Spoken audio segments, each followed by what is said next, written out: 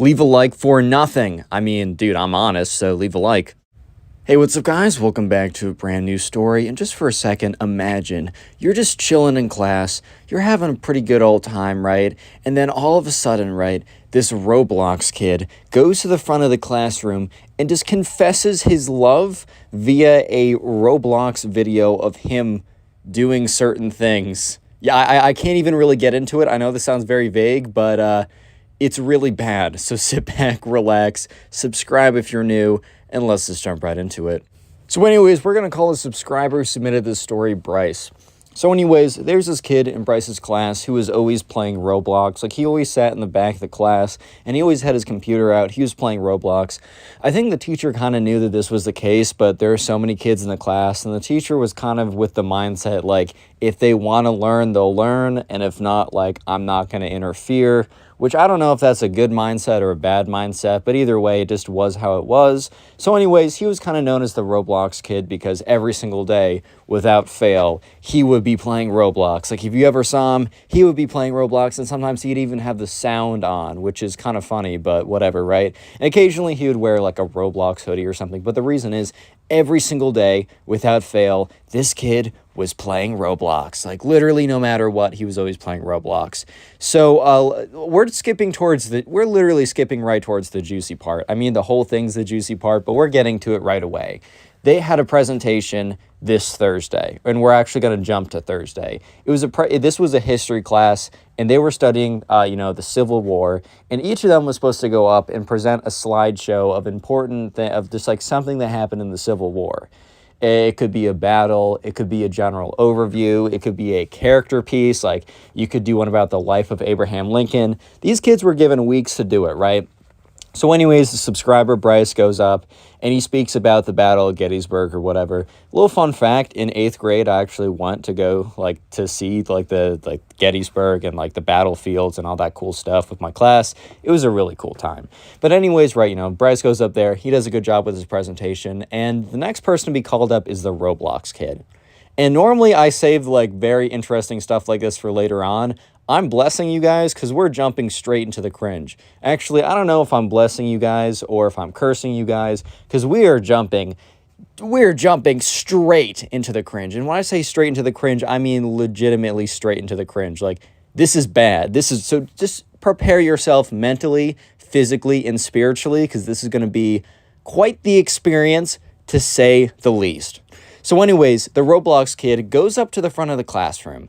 And everyone's kind of just looking at him, right?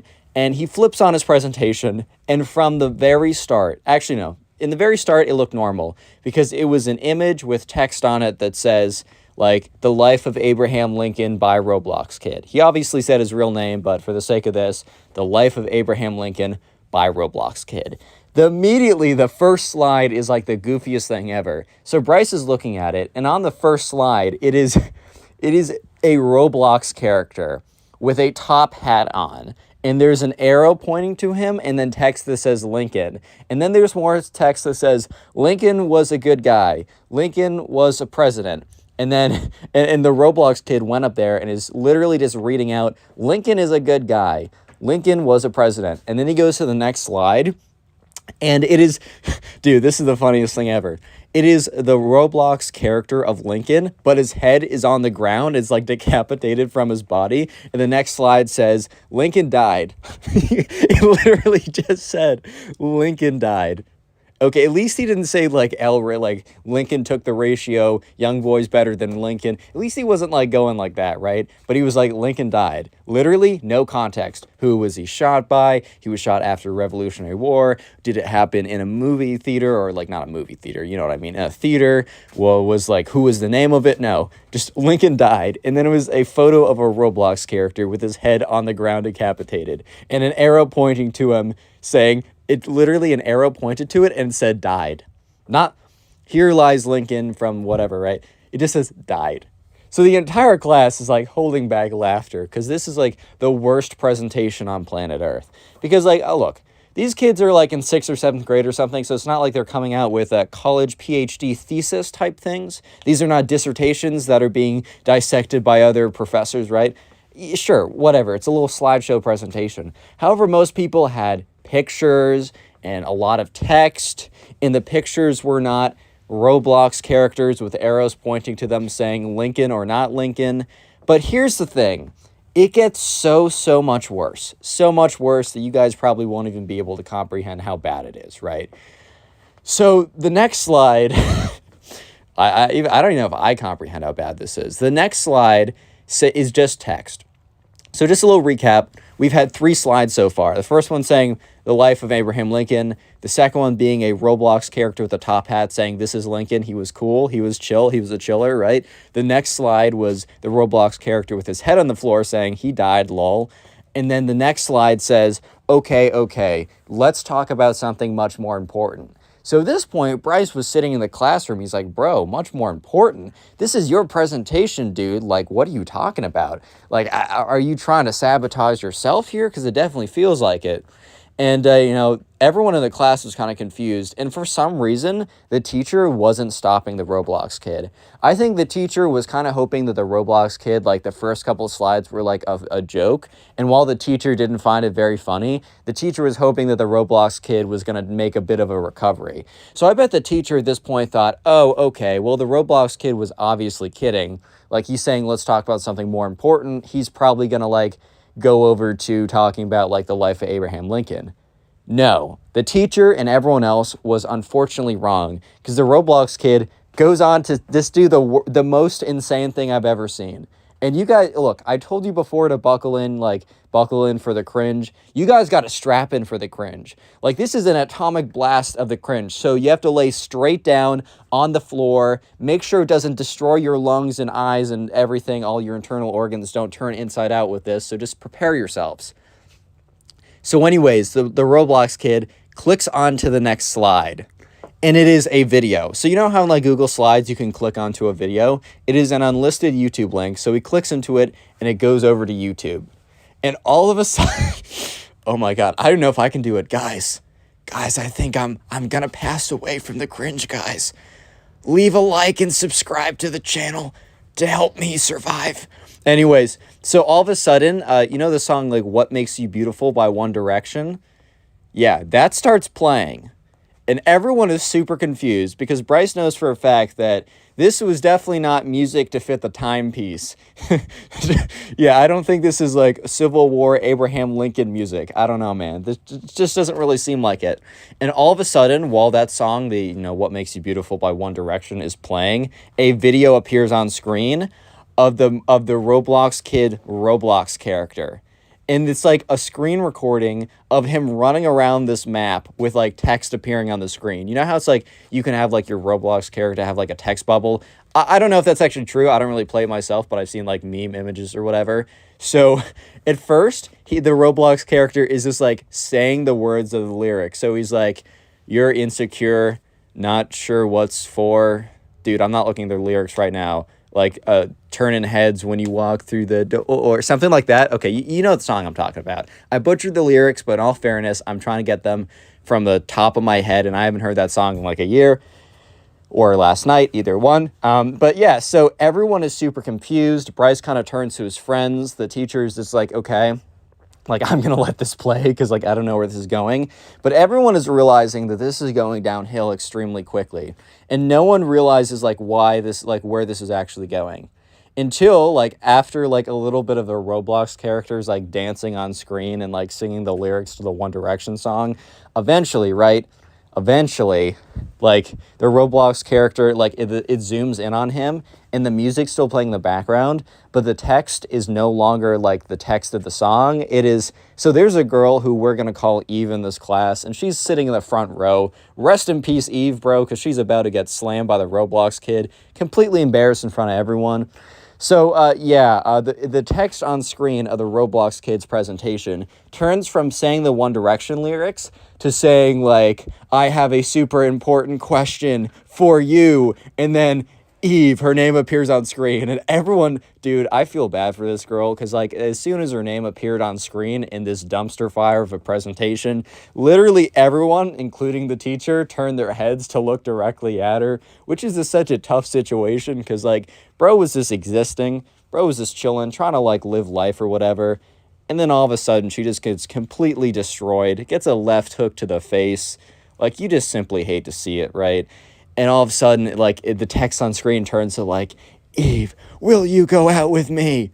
And it says this for, like, 5 seconds. And Bryce, like, even though it was only on screen for, like, 5 seconds, Bryce says that this is probably the longest 5 seconds of his life. He's never seen a 5-second duration go by any slower.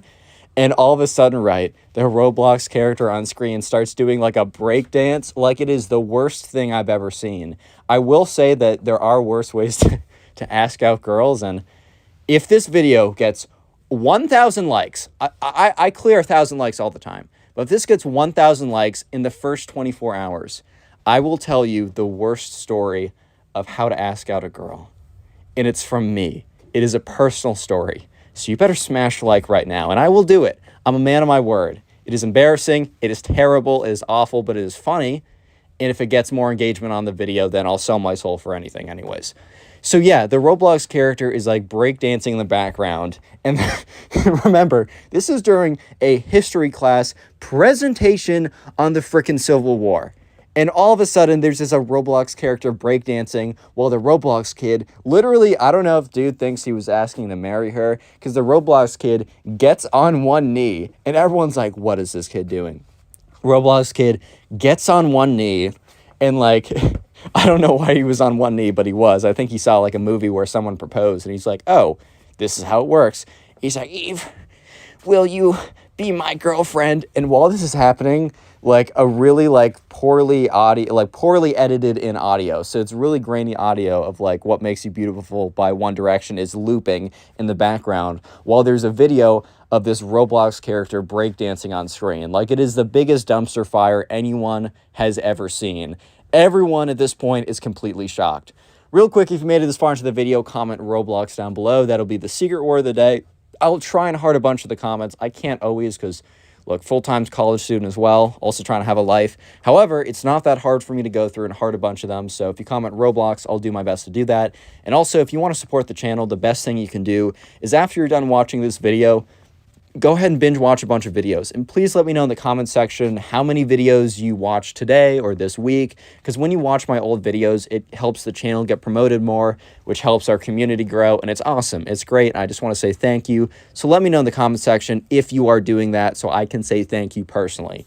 Yeah, so just a little recap of what is happening. And by the way, prepare yourself for the cringe, because it's pretty bad at this point.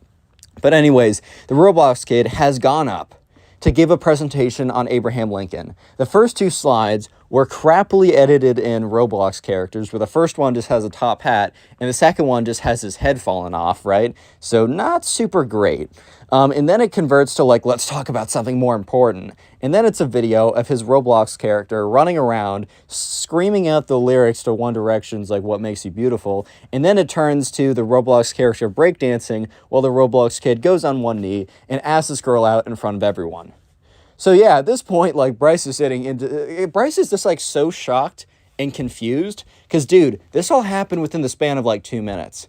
And the Roblox kid is like, yeah, so at this point, you know, I don't know, Bryce just wasn't expecting anything like this to happen. Like, he's just like, this all happened so quickly, just for context. Like, 1 second in, this happens. The next second in, like, or like 1 second in, they're all doing like Civil War presentations. The next second in, this Roblox kid is trying to ask out this girl with a Roblox dancing icon, and he's down on one knee.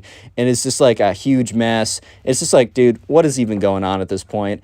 And yeah, it is the most awkward. Oh my God, it's Connor Pugs. I've never seen your face in real life. You're so sexy. Dude, how do these fans keep getting in? Security! Security! Anyways, guys. Yeah, anyways, so at this point, the teacher is starting to realize what is going on.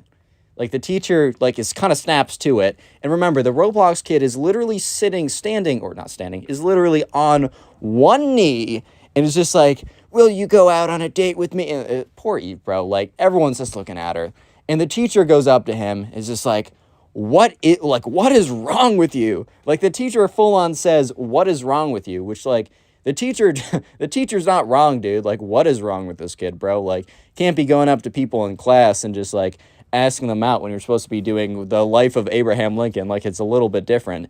And the Roblox kid is like, You're a hater of my love. You're a hater like John Wilkes Booth or whichever one shot Lincoln. You're a hater just like him. I'm like Lincoln. You're like John Wilkes Booth. And you're shooting me in the head metaphorically. And the teacher's like, why didn't you say that in your thing? It's like, because the teacher started to like freak out because the Roblox kid actually knew the history. He actually knew who shot Abraham Lincoln. He knew the context, but bro decided not to put it in his presentation because he was too busy doing like, dude, he was too busy doing Roblox dances to ask out this girl. So at this point, the Roblox kid is like, you can't stop me. You can't stop me and my love. And at this point, Eve just has her head down on the desk like, oh my God, dude. Oh my God. And everyone feels so bad for her, but they're also just so curious, like what is going on with the Roblox kid, right?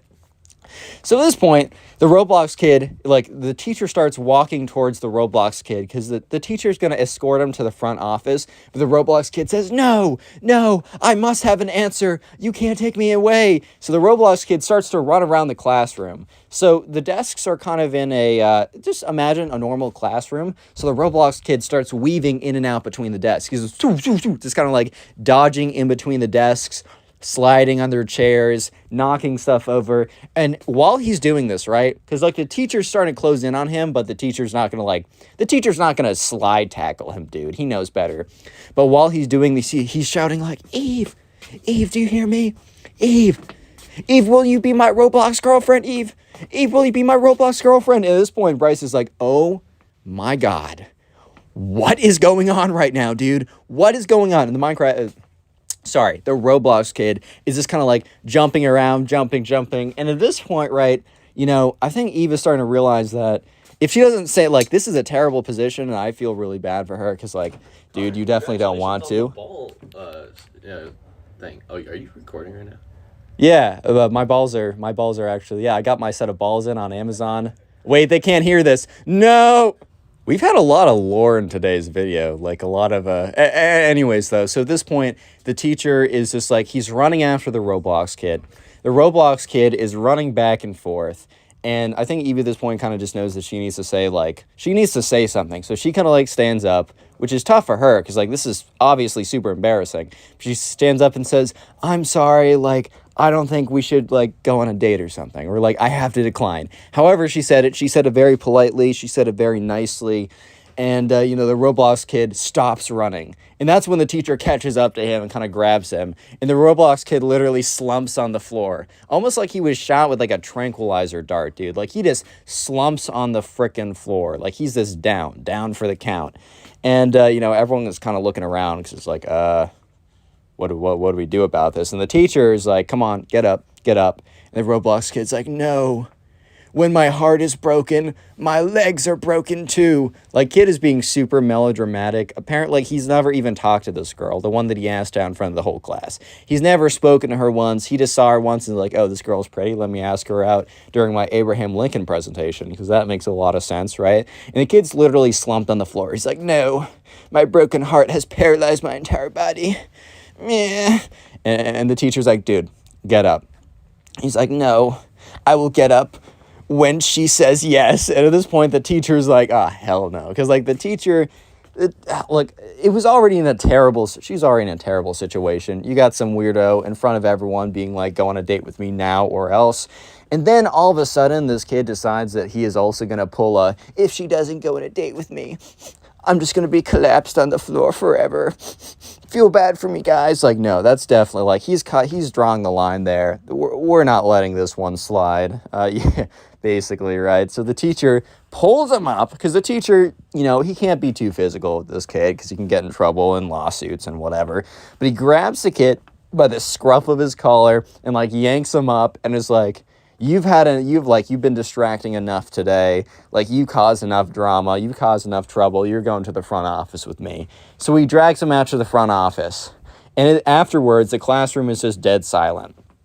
Until one guy who's sitting next to Eve kind of speaks up and says, I'm so sorry. And literally after that kid says, I'm so sorry, the whole classroom, dude, including Bryce, chimes in to say, yeah, that's so that's so tough. I'm so sorry about that. If you need anything, like, everyone was being so nice to her, because they realized this, like, dude, like, this is the day of a presentation. This is already kind of a stressful day, but everyone kind of knew that, like, Yeah, no, I mean, no one wanted this, and she definitely did not ask for this. And like, if this happened to any of them, they would have known that they would have just like they would have had the worst day ever. So yeah, everyone was super nice to Eve after that point. The Roblox kid did get in trouble. He obviously he would have failed his presentation, but the teacher said, I'm going to give you another chance to redo the presentation. And he did, and the presentation actually wasn't that bad. But the kid didn't get a great grade because the teacher's like, I'm not going to give you a great grade even if the presentation's really good, but just feel lucky I'm giving you a chance to try at least again.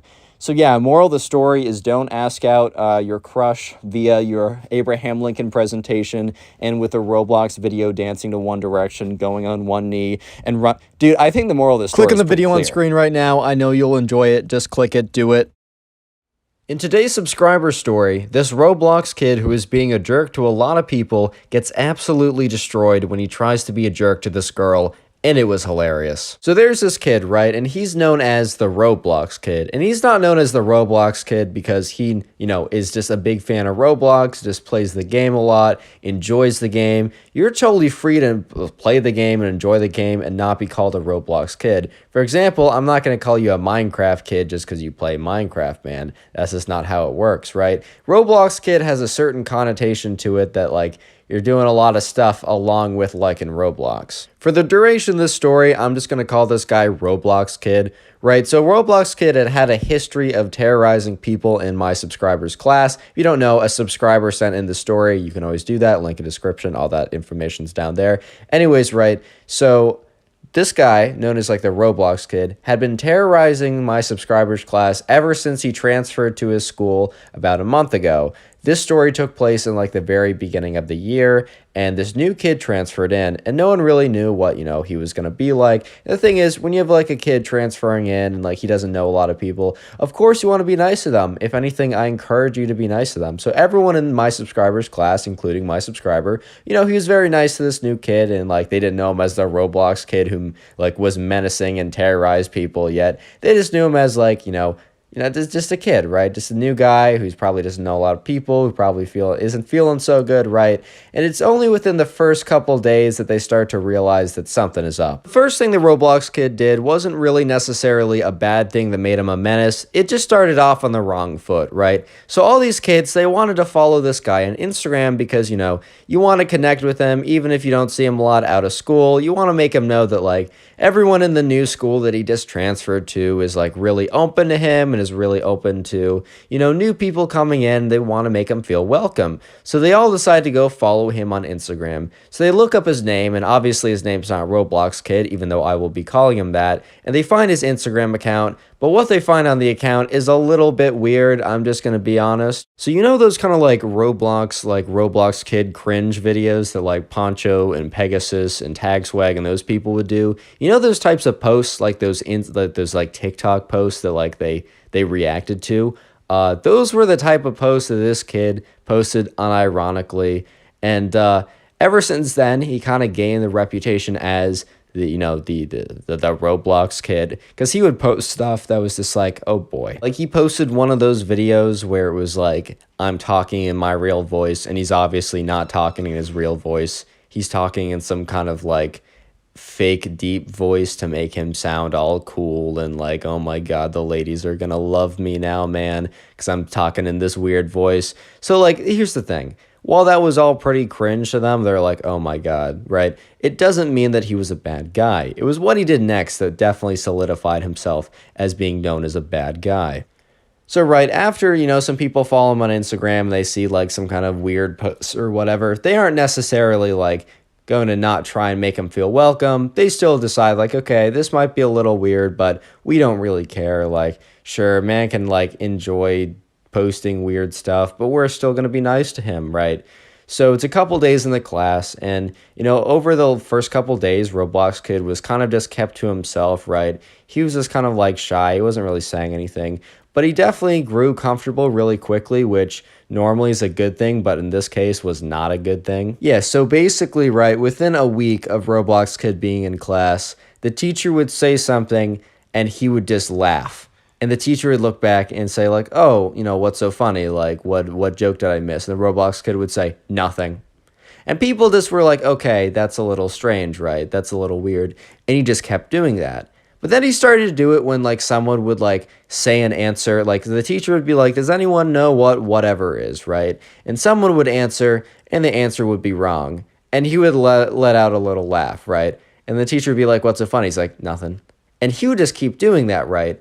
And he especially did it when people were like somehow a little bit vulnerable. Like, you said an answer and it was wrong. And he would make sure to just sneak a little laugh in there. Quickly, if you enjoy Storytime videos, make sure you're subscribed to the channel. That's it, back to the story. The level of snarkiness coming from Roblox Kid only increased every single day he was there. And at one point, someone came in with like an outfit. I think it was some guy, and he was wearing green on green, which, yeah, neon green, like top with a neon green bottom normally isn't the move. Look, I'm not a guy who like knows a lot about fashion, but even I know that like probably, wearing neon green on neon green probably isn't the hottest look ever, and all the ladies aren't going to be fawning over you. But when this guy came in, Roblox Kid looks at him, kind of like gives this little laugh, and then is like, and he turns to the guy and he's like, do you need to have your eyes checked, buddy? And then the guy's like, what do you mean? He's like, looks at the outfit. He's like, do you see what you're wearing?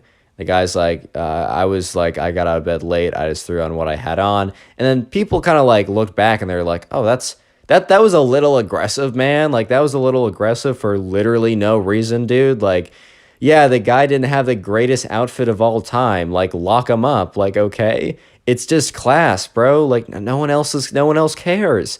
Why do you have to have such an attitude? What did he do to you? And just after that point, the snarkiness and like backsided comments and just kind of like Roblox Kid being like a massive jerk, it just kind of like went up every single day, and it got worse and it got worse and it got worse. For example, a couple weeks in, like after he had that last comment to the kid and was just being snarky and laughing at people, right?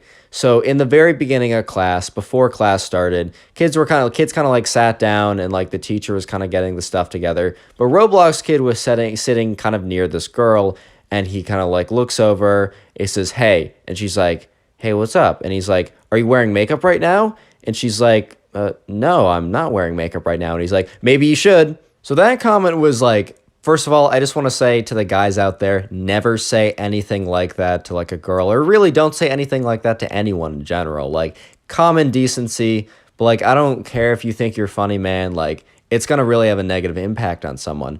And in this case, it did. Like, when he said that to the girl, like, she already was having, like, her own insecurities. Look, a lot of people, like, around their age, I don't know exactly, like, what grade this guy, the subscriber who sent in the story was. I'm probably going to say, like, 6th, 7th, 8th grade. Probably, like, late middle school, early high school. That's when you're most... Honestly, bro, that's when you're like your most insecure over everything. When you think all these things matter, and words like this it's really gonna go a long way. This girl ends up running out of the classroom like crying, and like her friends go running after her. And this is the first time that the teacher actually does have to get involved and like talk to the Roblox Kid. He's like, Roblox Kid, obviously he says his name, but we're gonna say Roblox Kid, like go down and see the principal, like go to the principal's office, like I heard what you said. It was unacceptable, because he was close enough to the front of the classroom now where he sat, because he didn't sit in the same seat every day. He decided to terrorize a new person every single day by sitting in a new seat, and also disrupting the assigned seats. If you know what that is, then you know that that's criminal behavior.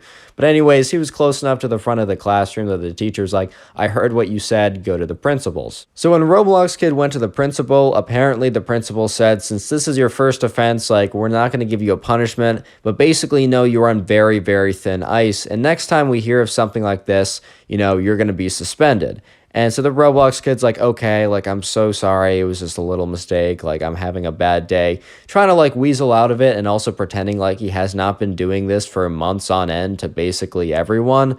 But anyways, right, from this point on, you might be thinking, okay, did Roblox Kid actually improve? Did he become a better person? No. He was just more careful when he was being a jerk to people, right? He didn't do it in front of the teacher. And he was also a little bit more careful who he did it to.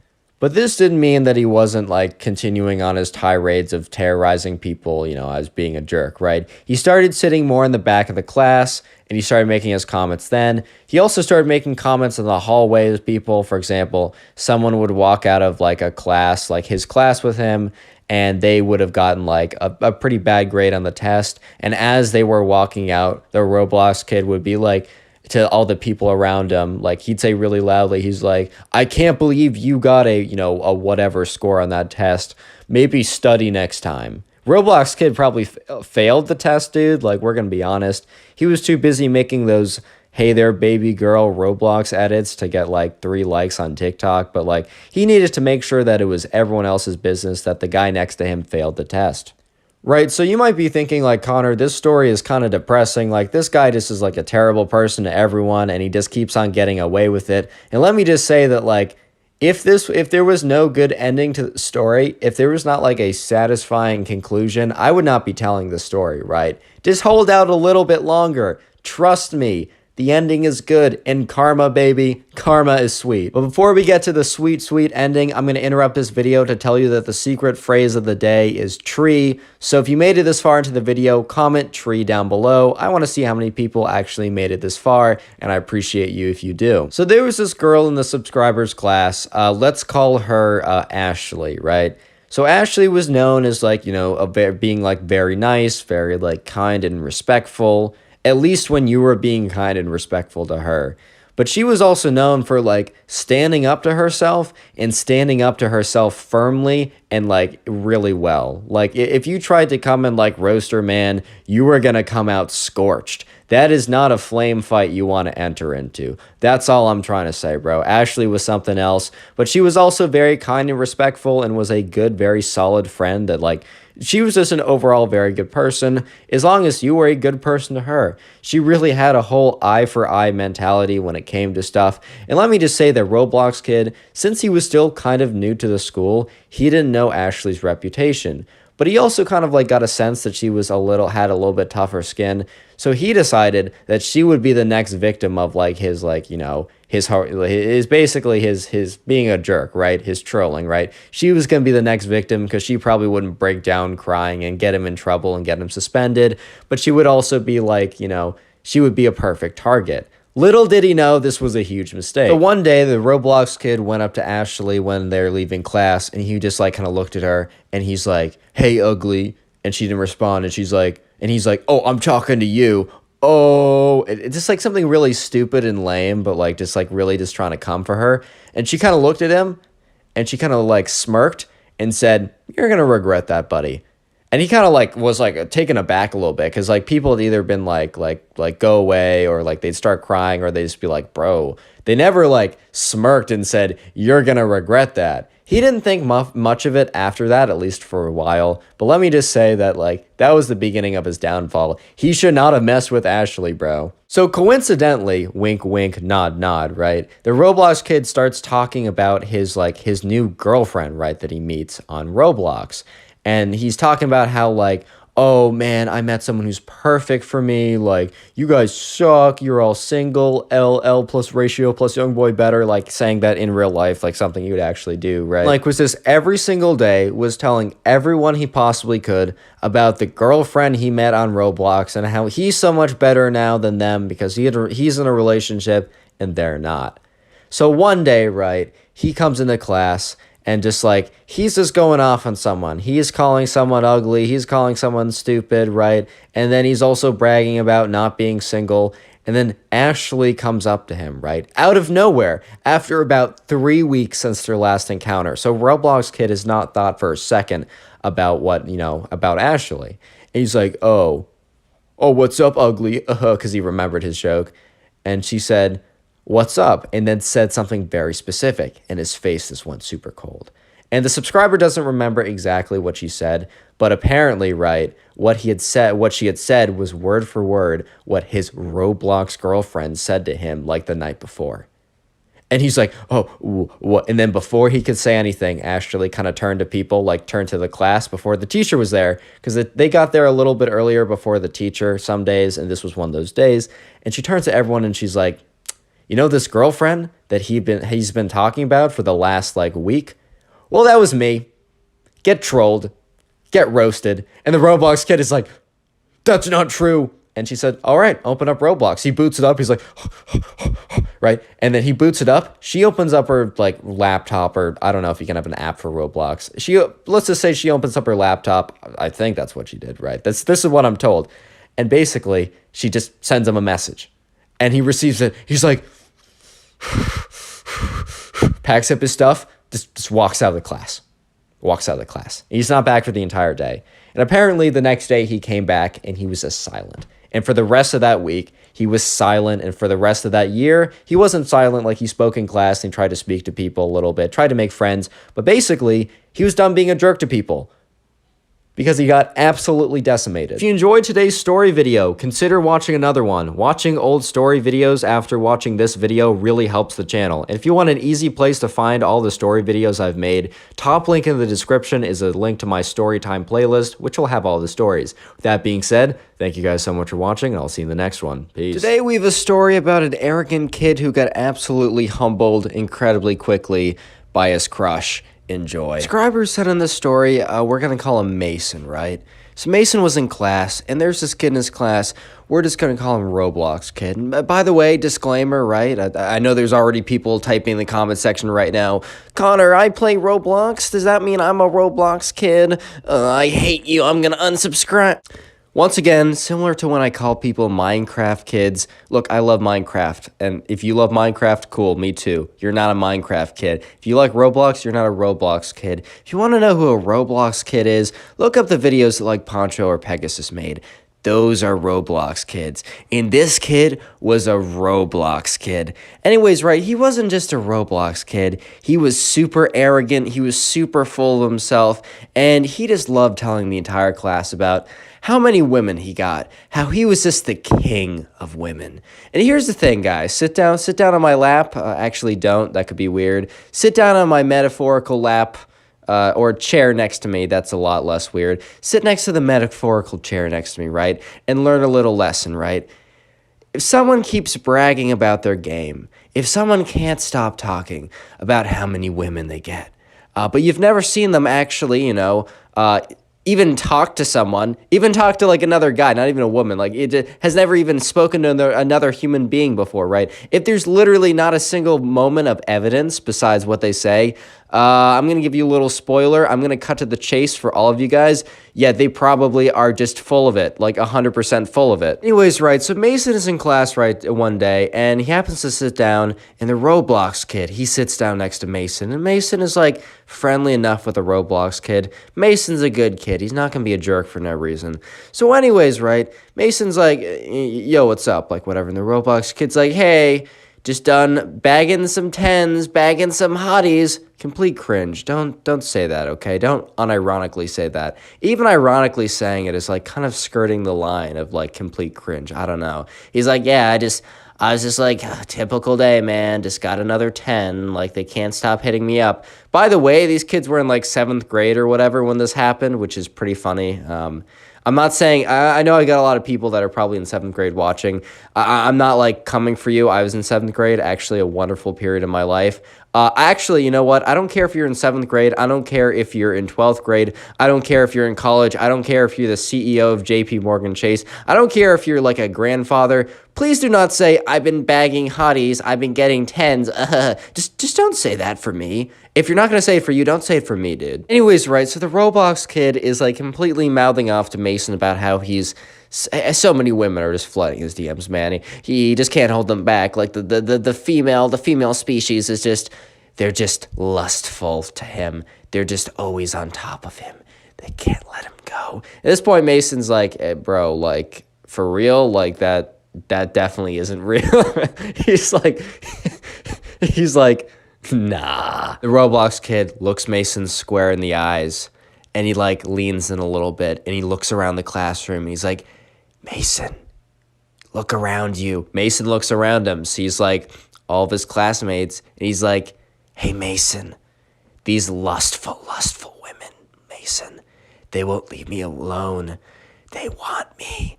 They want me, Mason. At this point, Mason's like, hey, yo, bro, like, stop. Class, there was also this girl, we're just gonna call him Roblox Kid's crush. I don't really feel like giving her a name.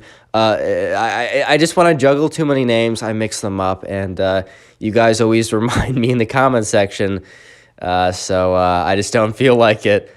We got one name, we got Mason, we got Roblox Kid, we got Roblox Kid's crush, so we're just gonna call her the Crush. Anyways, right, so the Roblox Kid starts talking about this girl specifically, the Crush.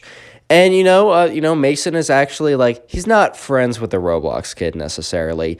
I would say he's acquaintances. He's not buddies. He's, like, he's working friends. Like, he's work friends. Or school friends, because they're not at work, right?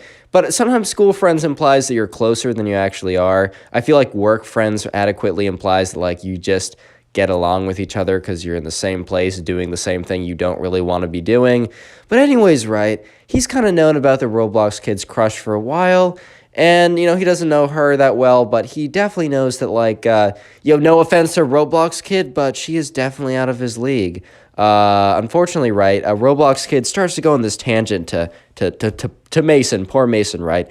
Roblox Kid starts talking about how his crush, right, how we could totally pull her, dude. Like, no questions asked, no problems, no issues at all, actually. 100% guaranteed, 1,000%, 100% guaranteed win for a Roblox Kid. Like, I'm not even kidding, dude. 100% win. And he keeps going off about how he can totally get his crush, and how his crush, he actually starts, like, changing it.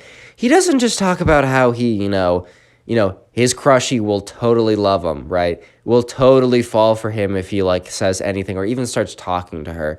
Because, right, at this point, Roblox Kid had not even spoken to this woman, right? But he changes the conversation a little bit. You know what he starts doing, guys? You know what he starts saying? He starts talking about how she is actually secretly in love with him. Yeah, no, I'm not even, I wish I was joking. I wish I was kidding. I wish this wasn't real life. I wish the Illuminati had reprogrammed my mind to just interpret reality backwards, but no, this is real life. He actually started going off about how his crush, someone who's completely out of his league, who he's never spoken to, etc., right, is actually in love with him. At this point, right, Mason isn't about to correct this kid, right? Mason's not about to correct this kid because, he needs to be humbled, man. And Mason kind of believes at this point that reality will catch up with him and will humble him. Mason doesn't need to have any blood on his hands. He doesn't need to do any of the dirty work. He doesn't need Roblox Kid plotting against him because he hurt his feelings. Reality will take all of that. We'll take care of all of that for him. Anyways, right, so the Roblox Kid starts to explain to Mason about his master plan, about not the Technoblade master plan, not one that's actually going to work, right? But the master plan to get this girl to fall in love with him, which, like, why does he need a master plan when she's already in love with him? Don't ask me, dude. Anyways, right, so what you need to know is in this class, they had a very, not a very large, but they had a project due the next day. In that project, they had to present in front of the entire class. And so basically, right, the Roblox Kid, he explains to Mason, the subscriber who sent in the story, you can send in stories too to my Instagram in the description.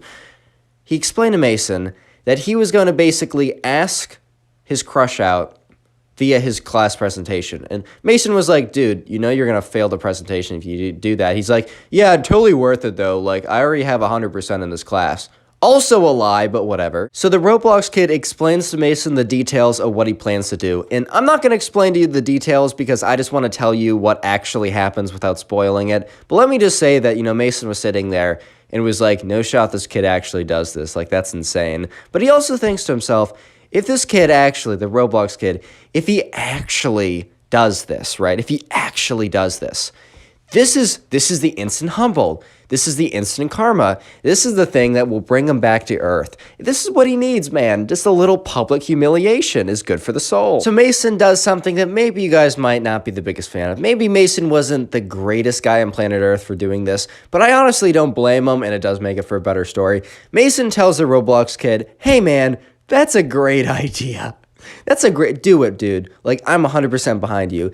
Yeah, you could argue that, maybe kind of like set him up for failure, but look, I think this kid was going to do it either way. I don't blame Mason, and it makes it a better story, so even better content. You love to see it. Anyways, right, so the next day rolls around, and it's the project. And Mason is like one of the first people to present. He goes up and he gives his presentation. And he feels like he does a pretty good job. So anyways, he goes back to his seat, and since he's sitting next to the Roblox kid, he's like, hey, dude, are you actually like going through with it? And the Roblox kid's like, yeah, of course. And Mason's like, all right, dude, good luck. Kind of a little mean, but whatever, right? It's funny. It's funnier. It's better if it's funny. And also Roblox kid, low-key needed to be humbled a little bit. So probably for the better anyways. Anyways, so like, Mason's sitting there listening to his class, go up there, give some presentations, whatever. And yeah, eventually the teacher calls up the Roblox kid, and all of a sudden, it's the moment of truth. So the Roblox kid goes up there, connects his computer to like the projector, and what Mason sees on screen, oh boy. Oh boy, that's all I can say. Today's phrase is Roblox. So if you made it this far into the video, I'd like you guys to comment Roblox in the comment section down below. I'm going to try and heart as many comments as I can that say Roblox in them, or just say Roblox. That's actually easier if you just say Roblox, so I don't have to read it. Make sure you guys aren't saying something evil or whatever. I don't really know.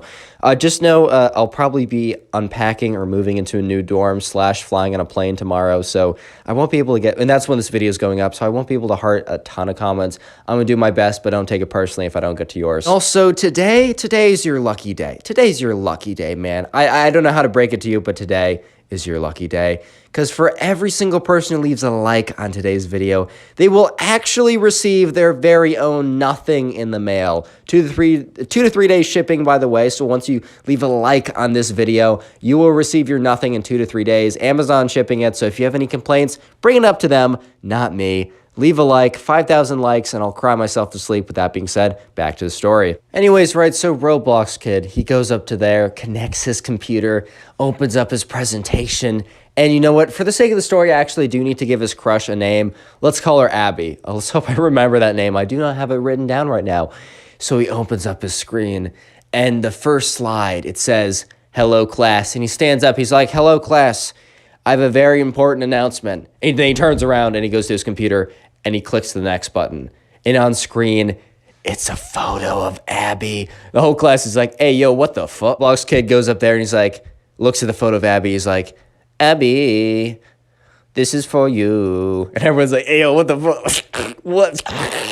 He's like, Abby, you so beautiful. I think you're the prettiest girl in the entire world. And everyone's like, what the fuck? Will you? Oh my god, I'm sick. I can't do this. Yeah, Abby. You're so beautiful. And I'm so handsome. We're perfect together. And he goes to another slide, and it's like a photo of him. It's like under it says like 10 out of 10. At this point, Mason's like, dude, okay, I know I said yes. I know I greenlit this, but I somehow feel responsible for this tragedy. Not for Roblox kid, right? Mason didn't feel bad for Roblox kid. He felt bad for everyone else in the room at that point, which, like, honestly, everyone else has a right to blame Mason partly for this. Eventually, Roblox kid, he clicks to the final slide, and he all it says on the slide is, it's like, will you be my ... And then he's like, Abby, will you be my...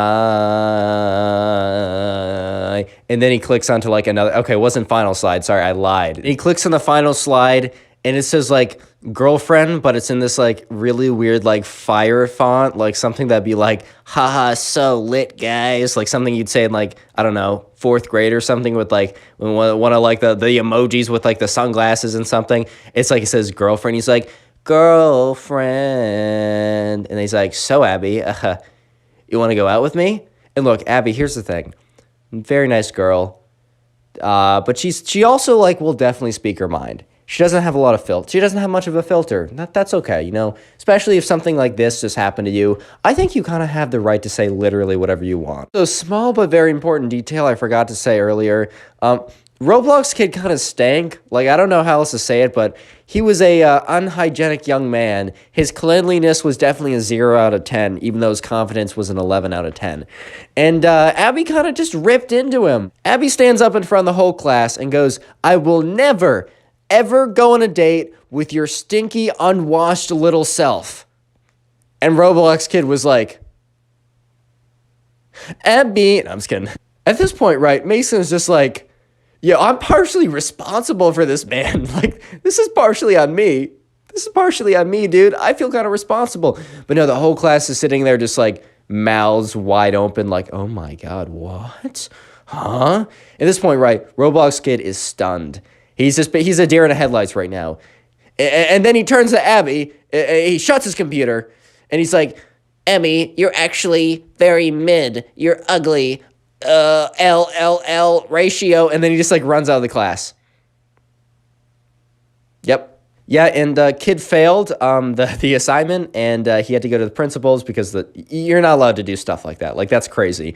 And yeah, he got humbled pretty fast, to say the least. Subscribe to the channel if you haven't already. Now go click on another video. Like, there's some videos on screen. Click them. Why have you not clicked? From a kid who tries to use Robux in real life to a kid telling the teacher that Roblox was a country, these are the craziest Roblox kids ever.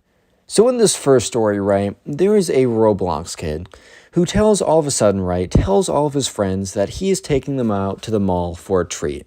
This adventure to the mall will be on him, and it's going to be a big surprise, and it's going to be really cool for all of them.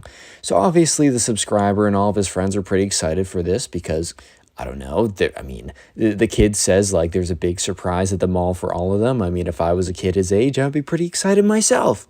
But anyways, right, so sure enough, the subscriber and all of his friends are excited to see why the Roblox kid has invited them to the mall, and they all tell their parents that the Roblox kid has invited them to the mall, so their parents drive them to the mall and drop them off. They're about like 12 to 13, so they're at the age where their parents are kind of okay with them being away by themselves for a little bit, but definitely not for too long of a time. So anyways, right, sure enough, the Roblox kid comes up to the subscriber and all of his friends and is like, "Hey guys, like, I want to let you guys know that I've been doing a lot of business, a lot of mogul moves. I'm quite a businessman myself, and I wanted to let you guys know that you see that toy store over there?" And they point to like, I don't know, like Toys R Us before they went bankrupt or something like that, some kind of toy store, right? And all the kids are like, "Yeah." And the Roblox kid is like, "You guys can pick any toy in there, and I will pay for it." So first of all, right, the subscriber and all of his friends are immediately super excited. They're immediately super happy because, I mean, they're now able to get whatever toy that they want. This is a pretty good deal. This is pretty cool. But then immediately the subscriber afterwards kind of thinks to himself, "This is really cool, but is this like too good to be true cool? Like, this is great and all, but this just feels a little bit too good to be true." But at the end of the day, if someone's offering you a free toy and you're a kid, what are you going to do? Say no? So yeah, sure enough, the subscriber and all of his friends, they all rush into the toy store. They're going around, the subscriber finds something he likes, and they all make it to the front desk. So sure enough, they're all like walking up to the front of the toy store. They all find the Roblox kid, and the Roblox kid is looking so smug. He's looking so full of himself because, you know, he's the generous one today. He's the one who's buying all of them a gift because out of his generosity, he feels like it's time for him to give back, guys. It's time for him to give back. When in reality, he is, you'll see. So sure enough, they all get to the register, and they start ringing it up. And the subscriber watches as like 15 kids ring up toys. And they're not ringing up like a pack of Pokemon cards, which is like $5, which is still $5 is a lot for a pack of cards. They're ringing up like legit $20, $30, $40, $50, $100 toys. Like they find the craziest toys that their parents would never buy them. And if I don't know, man, if the Roblox kid says, "Hey man, I'm going to buy them," then they're like, "Okay, dude, then here we go." So sure enough, they all go to the front and they ring up all these toys. The total is like legitimately $1,500. I don't think there's ever been a case at this store that a single person has rung up this much money, this many items. So sure enough, like the guy behind the cash register is kind of looking at them very suspiciously.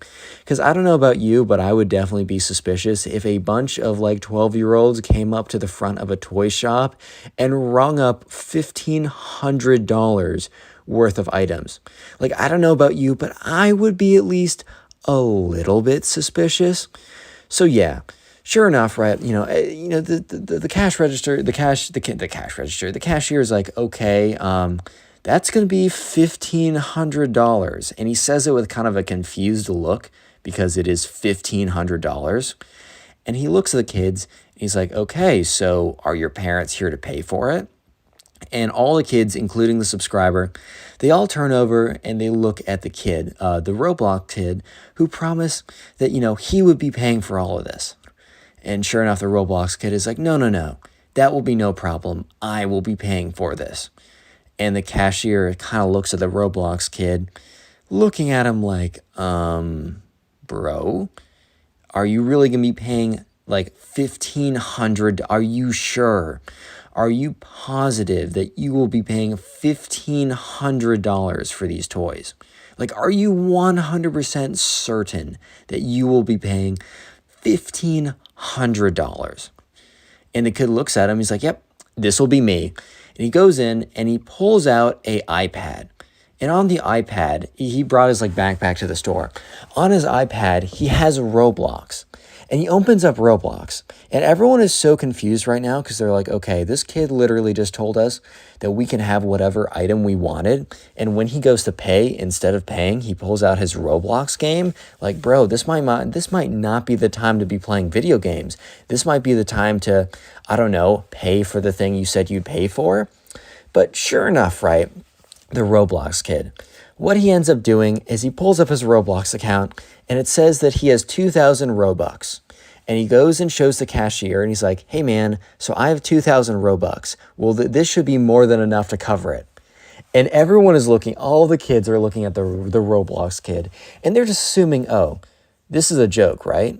Like he doesn't actually expect the cashier to accept Robux as a legal tendency, legal tender.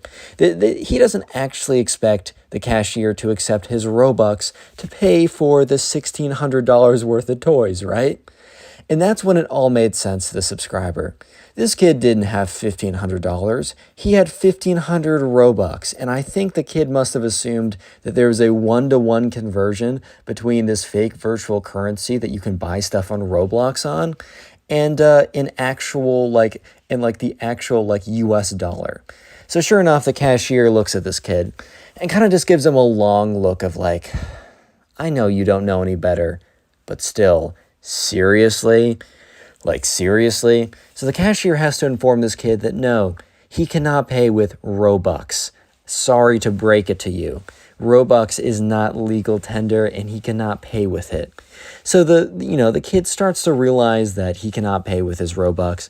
So he has to turn around and tell everyone that, hey guys, sorry to break it to you, but you got to turn around and put all the stuff you just got back. Yeah, all that stuff you just got out, you got to turn around and put it back. I'm sorry to say, it's almost like that episode of Scott's Tots from The Office. It's that one episode you watch once and you can never watch again. Yeah, so sure enough, he had to tell every kid to walk back and put back the toys. And yeah, for the rest of the 20 minutes before the parents came and picked them up, it was mad silent because everyone was pretty mad at the kid. I think the subscriber wasn't that mad because he realized it was a genuine mistake, but everyone else was pretty mad at this kid, and it was pretty funny. But if you thought that this Roblox kid was crazy, you weren't ready for the next one. So this all started one day in class. So basically, for some reason, there was a discussion going on. And the discussion entailed, I don't even know how this conversation came up. The subscriber doesn't remember how this conversation came up. But basically the question of, is Roblox real or not? And basically, there is a kid in the class who we're going to call the Roblox kid, who's basically arguing with the teacher that Roblox was a country. So yeah, they were talking about countries, and they were going over countries in Europe. And the Roblox kid was convinced that Roblox, the game he played, was based on a real country in Europe. So anyways, they were going on the map, and the teacher's like, hey guys, does anyone want to come up to the board and like write down 3 countries that you know exist in Europe? So someone would come up and they would write, I don't know, France, Italy, Slovenia. I don't know, something like that. And that's when the Roblox kid went up and was like, I don't know, Italy, Germany, Roblox. So everyone looked at the Roblox kid and kind of gave him a double take of like, are you sure you meant to write that, bro? Like, are you positive? When the kid wrote down that Roblox was one of his answers. Because I don't know if you guys know this, but Roblox is not a country. It is, in fact, a name of a video game. But sure enough, the kid was very confident with his answer and kind of like walked back down like nothing happened. Half the class looked at the board confused. The other half kind of burst out a little bit into laughter. And the teacher must have had a son who played Roblox. He's like, hey, don't write down like funny jokes on the board. This is serious. Like write down 3 countries, like erase this and write down a 3rd country if you can. And the Roblox kid legitimately looks at the teacher with this look of confusion, saying, I wrote down 3 countries. And the class laughs again, or at least the part of the class that laughed before. And the teacher's like, that's not funny. Like, Roblox is a video game. It's not a country. Come on now. I have a son who plays it. Don't think you'd be able to pull this a fast one beyond me. And the kid legitimately looks at this guy and is like, I don't know what to say. Roblox is a country. Like, I know it's a video game, but it's based off a real country in Europe. And the teacher is just looking at this kid, and the subscriber is just trying to realize the subscriber first thought this kid was like pulling a prank on everyone by just how goofy this was. But apparently, this kid legitimately believed that Roblox was a real country in Europe. So sure enough, the teacher and the kid have this back and forth that legitimately lasts like 5 minutes of Roblox is not a country, bro. And then the kid's like, dude, Roblox is a country. And then the teacher's like, Roblox is not a country last time I checked. And once again, the kid's like, no, Roblox is a country, and that is final, and that is a fact. And the teacher's like, no, it kind of goes back and forth like this for a while. And this is when the kid starts to get angry. And he starts yelling at the teacher, no, Roblox is a country. And at this point, the teacher's like, don't raise your voice at me. Look, you know what? How about this? If we go on the globe right now, because the teacher had a globe, like, you know, those like real life spinning globes or whatever. The teacher had a globe. So the teacher's like, you know what? All right, let's have a bet. If I go on here and I find that, you know, Roblox is actually on the globe, or if you can find Roblox is actually on the globe, then guess what? You get recess for the rest of class. And the kid's like, okay. And then like, what do you get? And the teacher's like, okay, if we look on this globe and we find that, Roblox is actually not a thing, not an actual country, then guess what? For the rest of class, you need to write up a paper about how you're sorry for wasting the classes and my time. And the kid is like, yeah, okay, get ready to lose, bud. This kid was so confident for some reason. And he goes up to the front of the class. And he goes up to the globe. And he's looking at the globe. And he goes over to Europe. And he's like, I'm pretty sure it's next to France. And he looks next to France. And sure enough, Roblox, the country, does not exist. So he's like, actually, I was just kidding with you guys. Roblox is right next to Germany. And he looks next to Germany. He's like, Roblox is actually a Nordic country. And he goes up to like the Netherlands and Ireland, those places. He's like, actually, Roblox is a island off of, in the UK. It's off of Wales. And he looks over there and sure enough, Roblox is not an island off of Wales. He's like, Roblox is actually in Asia. And he's like, teacher, I totally messed up. So the Roblox kid looks at his teacher and says, teacher, I totally messed up. And the teacher's looking at him with this kind of smug look of, yeah, okay, bro, I know Roblox is not a real country. And the kid's like, so basically Roblox is actually in Asia. I'm sorry. Can I amend my bet? And the teacher's like, sure. Amend your bet to say that Roblox is actually a real country in Asia. Go ahead. So the kid is frantically looking all around Asia, and he doesn't find, he's like, actually, Roblox is a real country in Africa. My fault. The teacher's like, look there as well. And eventually, the Roblox kid, he doesn't say it's a real country in Australia or a real country in Antarctica or something like that, or North America. Eventually, the Roblox kid realizes that he's been wrong the entire time. And the Roblox kid sees that there's 10 minutes left of class, and he's like, I think this globe is outdated. And the teacher's like, nope, look at the date. And sure enough, the globe was bought 2 years ago. So the Roblox kid is starting to be in a stage of denial. He's like, no, you changed this globe last minute so that it wouldn't have Roblox, the country. And so the teacher's like, all right, well, we can use my computer and look up Roblox, the country. We can look up global maps that are updated daily and that I don't control. And if Roblox isn't there, then I win. And at this point, I think the Roblox kid realized that Roblox was not actually a real country, but he was just super stubborn. So he said, you probably just hacked the internet. And the teacher's looking at him. He's like, really? I hacked the internet? And this kid was just looking at the teacher. And this teacher was just looking at the kid, and they were just looking at each other. And the kid literally bursts out crying and runs out of the class. Click on the video on screen right now. I know you'll enjoy it. Just click it, do it. So spoiled kids are extremely annoying. They're super entitled. And today, a spoiled kid just starts getting away with so much and just is so annoying that he actually makes the teacher, who's been teaching for 15 years, quit their job. Yeah, this is a pretty crazy one, so buckle up, subscribe if you're new to the channel and enjoy story videos, and let's just jump right on into it. So we're going to call the subscriber who submitted today's story Luke. So anyways, in Luke's class, there was a kid who we're just going to call the spoiled kid, and they had a pretty major assessment that was coming up. So the teacher decides to put Luke and all the other classmates, including the spoiled kid, into small groups to review. So basically, they've had an entire week to study for this test. It's one of the major tests that will have a pretty big impact on the grade. So they're put into small groups to kind of just go over material, just kind of go over stuff that they need to do. And so they're in the small groups, and Luke happens to be put into a group with the spoiled kid.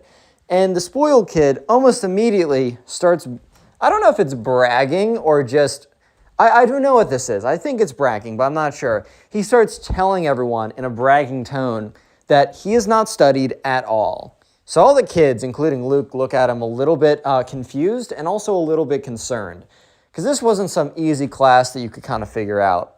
I think this was biology or something. It's one of those classes where it is really memorization based.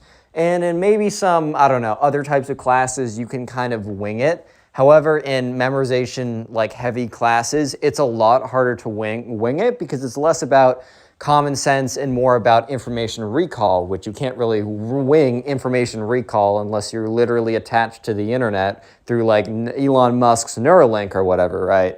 So yeah, the kids in Luke's group with the spoiled kid kind of looked at the spoiled kid with this look of concern.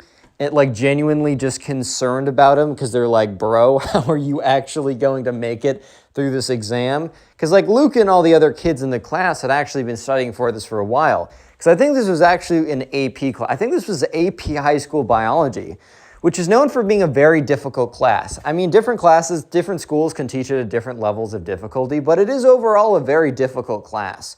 So Luke pipes up and says, bro, you should probably start studying, for your own good and your own, success. You should really consider, studying, bro. You really should consider studying. And the spoiled kid looks at them and says, no, not have I only not studied, but I don't plan to study at all. And guess what, guys? I'm going to get an A, and I guarantee it. So all of them look at the kid like he's completely delusional, which, I mean, he is a little bit, but also he knows the thing that they don't know. His daddy's a big shot freaking lawyer, bro. Yeah, so basically the spoiled kid had a father who was a lawyer and was one of the most successful lawyers in their state. He was always representing he was doing all these things, right? And he also ended up owning his own law firm. He was very powerful, very successful. And here's the thing, they're children of successful people, and sometimes they turn out to be, really great driven individuals who are humble and grounded, and they just happen to have more resources at their disposal. So sometimes they use that just to, to elevate themselves and to be able to do even more. However, other kids sometimes will let the kind of like the resources and power that, their parents and family have go to their heads as if they were the ones who rightfully earned it, right? As if they didn't just luckily spawn into existence into the right family, dude. Yeah, so this sort of entitlement definitely followed around Luke. And unfortunately, the spoiled kid. And unfortunately, the spoiled kid's parents completely encouraged this type of behavior.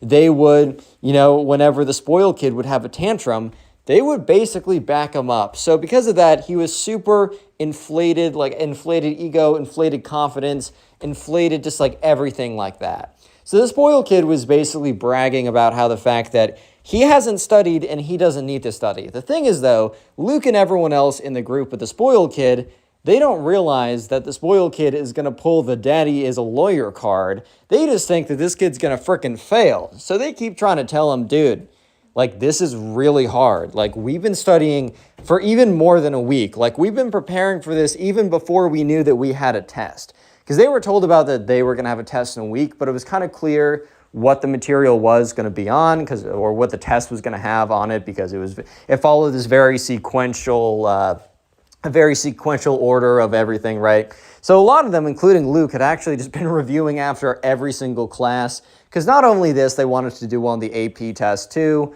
and so it makes a lot of sense to review as you go along, not even just for tests. It'll make studying for the AP a lot easier. Have you guys ever taken an AP class in high school? If you have, let me know down below.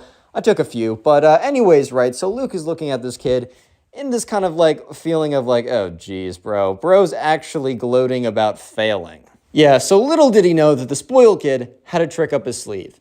So anyways, after the spoiled kid brags about not studying and not planning on studying, but thinking that he was going to do super well, everyone in the group just assumed that, okay, we tried to warn this kid that this is a hard exam. He's not heeding our warning, so like at the end of the day, what can we actually do? Like, what can we actually do about it? The answer is probably nothing. So they decide that they're going to go ahead and continue on doing what they're supposed to be doing in the first place, which is studying for the big exam. So yeah, sure enough, they study for the rest of the period, and the spoiled kid just completely goes on his phone, not even paying attention. So in other stories, like the schools have been stricter about going on your phone. However, this school, it's kind of less enforced. There is a rule against blatantly going on your phone in class, or at least teachers are given the ability to enforce the rule really strictly. However, this teacher really did kind of abide by the, if you want to learn, you'll learn. If you want to like goof off or whatever, you can goof off. Especially since this is an AP test, it's like the teacher probably is thinking, if you don't want to study for the AP test that you're paying for and need for college, I mean, go for it. Like, if you want to do all the studying on your own, or like not pay attention to my class, like I'm not going to like force you to. So the spoiled kid was literally just on his phone the entire time while everyone else was preparing for the exam. So finally, the next day, Friday, comes in, and it is the first exam. It's really difficult, or at least that's what Tom says. And even the people who put in a lot of effort, including himself, and studied, they did pretty tough. Like, it was really hard. And by, like, the average was like a B-, which a B- is not a bad grade, but it's definitely like, I'd say average grades for a lot of things are like B's, high B's, not really A's, not really C's, unless you're in like a college physics class or something. Hey guys, the average is at 24%. Congratulations, you all did amazing. It's not like that. This is still high school. However, let me just say that the spoiled kid was the very lowest score. So basically, the teacher goes on the board before handing out the tests and says, all right, guys, so before I hand back the test, I kind of just want to show you how this like scatters out. I know some teachers who do this, and it's always kind of interesting, but also a little humiliating if you learn that you actually did the worst. So he says, all right, so he goes on the board and he says, the high on this test was a 90, and the lowest score was a 12. And he said, and then he kind of like drew a kind of like, one of those like bell curves, but he didn't do it like a standard distribution. He kind of like had the curve go way up around the 70 to 80 range. He said, okay, the majority of the test scores were in the 70 to 80 range. We had a few in the 50s, few in the 60s, majority in the 70s, and a few and a lot in the low 80s. And 190, which was not 190, but 190%. He says that was the highest. So the teacher then goes ahead and walks around handing out the tests. And as soon as the spoiled kid gets his test, he looks at it, but he doesn't have a look of like shock. Like sometimes when spoiled kids are really arrogant and think that they'll just be a genius and be able to pass their test because of their sheer genius ability and epic mind because they were always told by their parents that they were geniuses. No. So, and not in this case. The spoiled kid in this case knew that he wasn't going to do well. So instead of having a shocked reaction, he looks at it and simply very calmly raises his hand. So the teacher, expecting like a little bit of commenting from the kid who got an 11%, right? But didn't really expect the commentary to come as a class question. The teacher kind of expected the spoiled kid to ask to meet with him after class or during a free period, and they'd go over the test together and how the spoiled kid can salvage his grade in this class. However, it looks like the spoiled kid wanted to get attention for this in front of the entire class, so, the teacher's like, however, whatever, right? So the teacher looks at him and says, yes, spoiled kid, what is it? So the spoiled kid looks at him and says, we're going to call him Mr. Davenport. Some of you guys have been asking, why is every teacher named Mr. or Mrs. Davenport? I used the name once, and then similar to me using Ben as the secondary character, I'm just not creative, and I like routine, so I've just been using it every time. So we're going to call the teacher Mr. Davenport. And Mr. Davenport looks at the spoiled kid and is like, yes. And the spoiled kid stands up and looks at Mr. Davenport and says this in a forceful yet calm manner. This spoiled kid is a lot more, I don't want to say competent, but a lot more confident and a lot more tactical when he goes about being a spoiled brat. He looks at this teacher and says, if you do not change my grade to an A, I will sue you and the school. So the entire class was not quiet, not like speaking super loud, they weren't all talking, but what the light hum of kind of like a little bit of talking, a little bit of movement that was present before this kid said that cuts out immediately, and it is dead, empty silence. So everyone is just kind of like, oh, damn, did this kid actually just say that, bro? So yeah, the teacher Mr. Davenport has a very stunned look on his face because, I don't know about you, but if I was a teacher and some kid very calmly stood up and said, hey, if you don't change my grade from a fail to an A, I'm going to, sue you and the entire school. Yeah. So the teacher kind of laughs a little bit because genuinely, how do you react in a situation like this? And is just come again? So the spoiled kid looks at him and says, yeah, I think you heard me the first time, but if you don't change my grade from an 11% to a 90%, basically from a fail to an A, I'm not only going to sue you, but I'm going to sue the entire school. And this school will come crumbling down. So at this point, this is when the subscriber, Luke, realized that the spoiled kid did have no intention of studying, but he didn't have any intention on doing well in the test from the first time around. The spoiled kid had no intention of studying because he was going to basically threaten his way to an A. Look, there's a lot of strategies of doing well in high school. I do not suggest this one, guys. I mean, I don't know how many of you guys could pull this off. I know I certainly couldn't, but I really don't suggest this.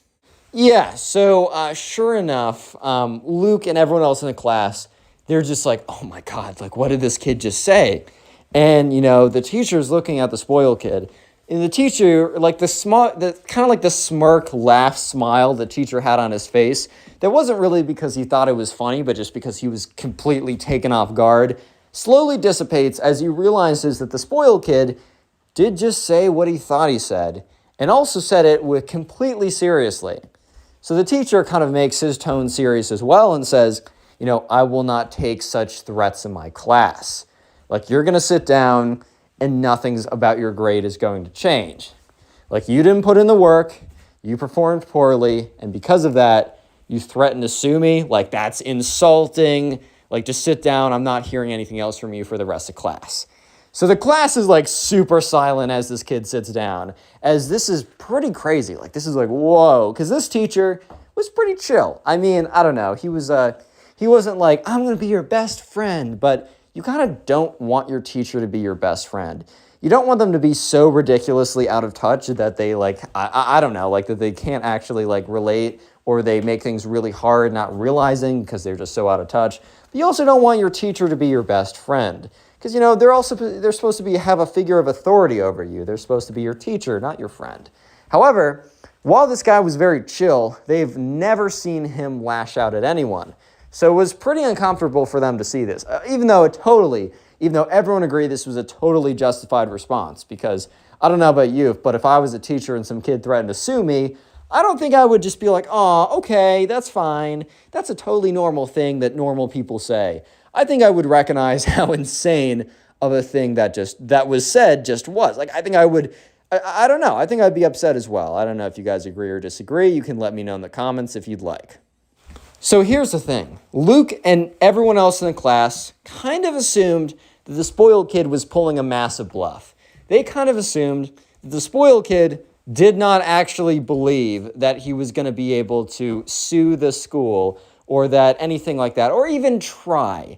So some people, not Luke, but Luke learned a little bit later on, but other people knew that the spoiled kid came from a really powerful lawyer-type family that owned a law firm, and his dad was specifically one of the top lawyers, whatever, in the state. But at the same time, they were just like, no way that his dad is actually going to go along with it. Like, even if the spoiled kid, right? The spoiled kid might say, I'm going to sue you. But at the end of the day, the spoiled kid is not going to sue the teacher nor the school. It would really be the parents who own the law firm, or to sue them individually. Who even knows, right? And no one in the class thought that the parents would actually stoop that low. However, this is where they were wrong. Because, let's just say that the spoiled kid threatening to sue was not the most ridiculous thing. Sue. Sue is the secret word of the day. So if you made it this far into the video, comment Sue, which is S-U-E, down below in the comment section. I'd love to see how many people made it this far into the video. And while you're down in the comment section, make sure to check the pinned comment. In the pinned comment is a link to my Spotify account, in which I have all these story times uploaded on Spotify. So if you want to just listen to them as a podcast and help me out as well, go ahead and do that. And also in the pinned comment, final thing is there are two channels, one which I post meme kind of type videos, and the other one are Storytimes, but they're specifically Reddit Storytime videos. If you can, go ahead and subscribe to both those channels and perhaps watch those videos. It would help them out a lot, as they're a lot smaller, and your viewership goes a long, long way, especially whenever you're trying to start a new channel. So anyways, let's get back into it. So sure enough, basically what happens is the spoiled kid, his family gets in contact with the school. Yeah, so basically his family gets in contact with the school, and they, I don't know exactly how they do it. I don't know exactly what they say. There's no way that they actually say, hey, like my son failed an exam because he's an idiot, but because we have money, we're going to threaten to sue you unless you change it back. They basically said probably something along the lines of some kind of BS, like emotional damage, unfair, something, a bunch of other stuff, legal jargon, basically saying that we're going to drag you through the mud because we have the money and resources too, but we'll totally let this go if you make things right with our son. Correct his emotional damage by forcing an A in the class, right? So the thing is, the teacher, this is literally the worst news ever, and it is delivered to the teacher in the worst way possible. So the next day in class, everyone's sitting there, spoiled kid is sitting there, spoiled kid's pretty confident, even though at this point, I don't think he even knows that he is going to win this. Yeah, guys, the spoiled kid actually wins for once, which is terrible, I know. And so the teacher is midway through teaching something about biology. I'm not sure what he's teaching. I took biology such a long time ago, man. I think it was a good class. But anyways, one of the faculty/staff members walk into the room. They say, hey, Mr. Davenport, can I just talk to you for a second?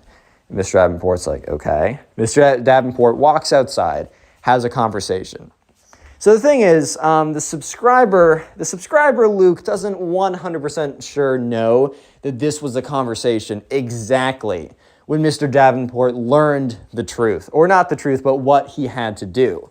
But either way, he eventually learns. However, when Mr. Davenport walks back into the classroom, he is very clearly a little bit shaken up. And also, quite a bit angry slash upset because either he was just told or, I don't know, maybe he was informed that he really had to. He thought it was a joke.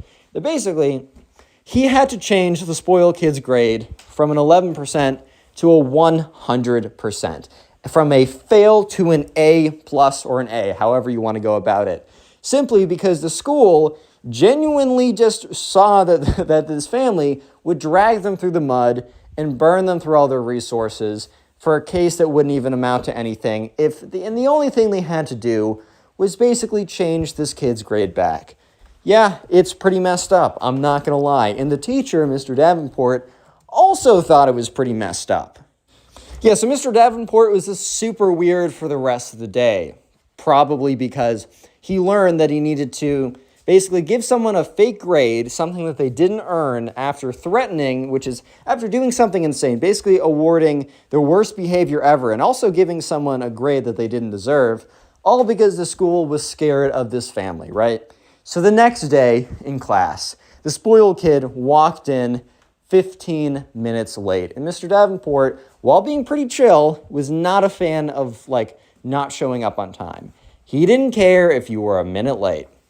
I mean, maybe if you're 3 minutes late every single day, no matter what, he'd be like, dude, just leave, walk a little faster, maybe don't take the same. I don't know. He would figure it out, or if there's a genuine reason, I don't think he would care. But he didn't like kids when they were late, right? He'd always give them a hard time. So the spoiled kid shows up 15 minutes late. And the reason why the spoiled kid showed up so late was not because, I don't know, he got out of class late or even because a genuine reason. The reason was because the spoiled kid learned from his parents that the school had instructed Mr. Davenport to change his 11% to 100% and that he was going to have to go through with it. So at this point, the spoiled kid basically learns that he won and that Mr. Davenport will be forced to do whatever he says, practically. So the spoiled kid walks in 15 minutes late. Mr. Davenport turns to him and says, "Why are you 15 minutes late?" The spoiled kid says, I didn't feel like coming here on time. I come on my own schedule. And Mr. Davenport's like, no, that'll be deducted from your grade. You got to be showing up on time. You can't be showing up 15 minutes late. And the spoiled kid's like, I don't know, Mr. Davenport. I kind of think I can do whatever I want. So yeah, he sits down and Mr. Davenport is very, very obviously very angry and steaming. However, he also seems a little reserved, a little bit held back.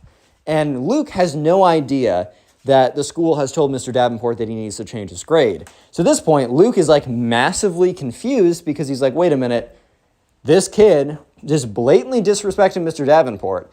And he looks and sounds extremely angry, but he didn't pursue this. This makes literally no sense. So Mr. Davenport just starts teaching, tries to get through it, and that's when the spoiled kid basically just keeps taunting him. Spoiled kid raises his hand, because Mr. Davenport asks a question.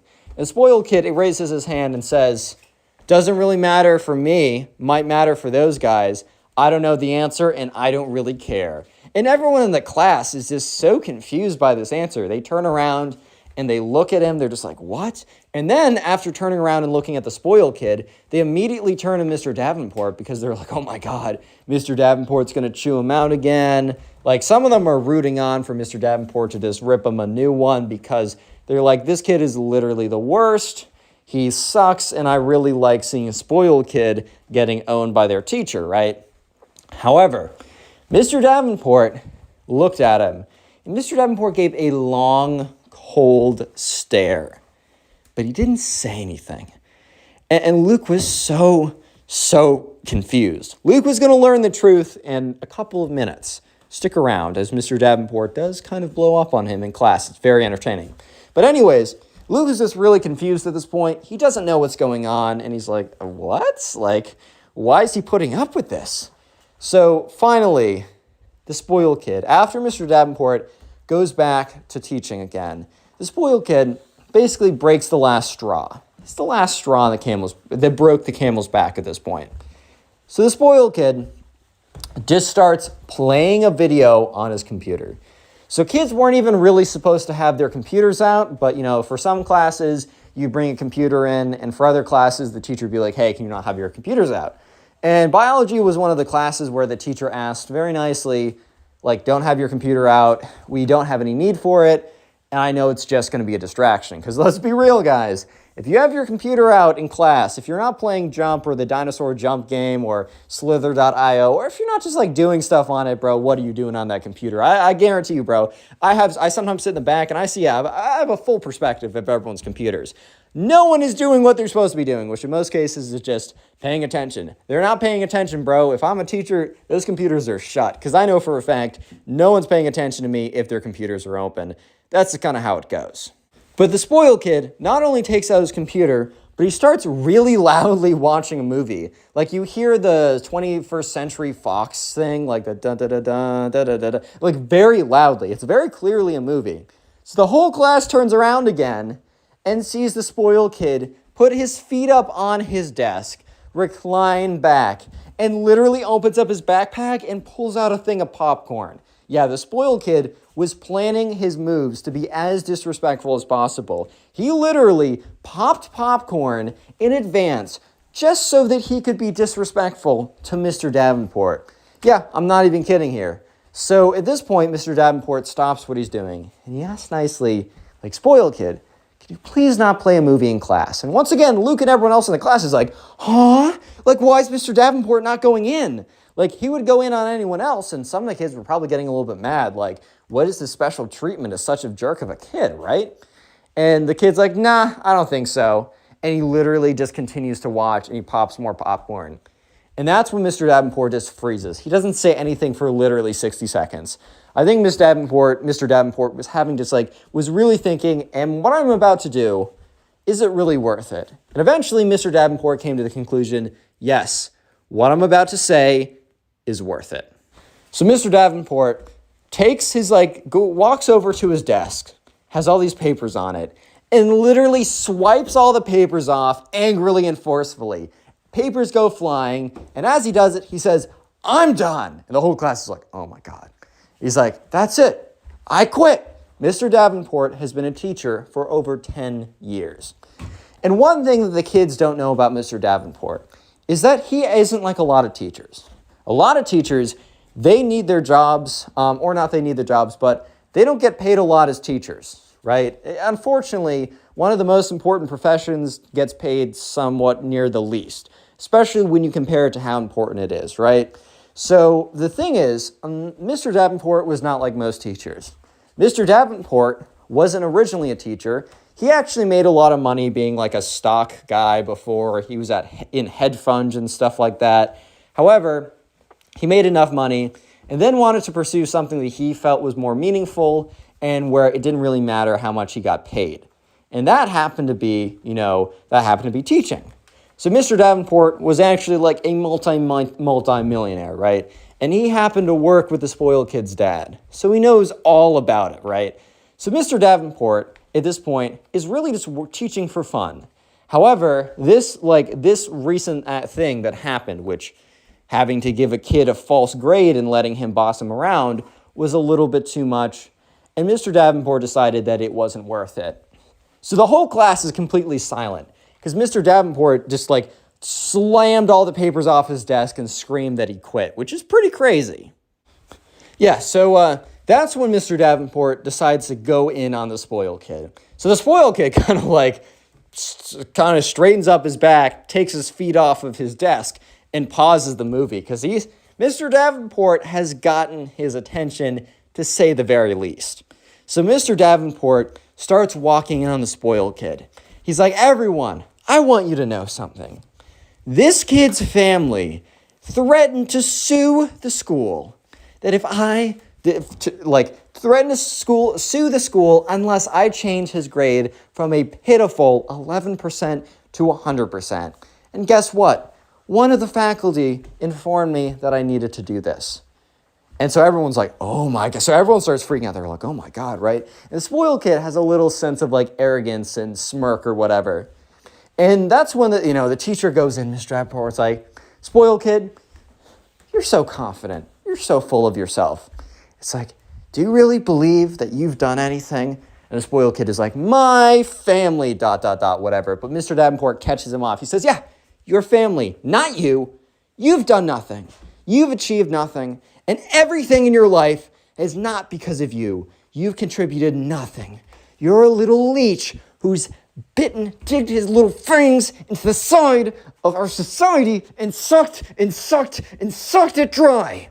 And the spoiled kid was like, whoa. Because the spoiled kid had never been spoken to like that before. And the spoiled kid's like, I don't think who you know you're messing with. And the teacher screams back at him, because remember, this teacher used to be a super successful, like, hedge fund millionaire, whatever, and he's kept his identity pretty low key. However, he's also still kept up in the world.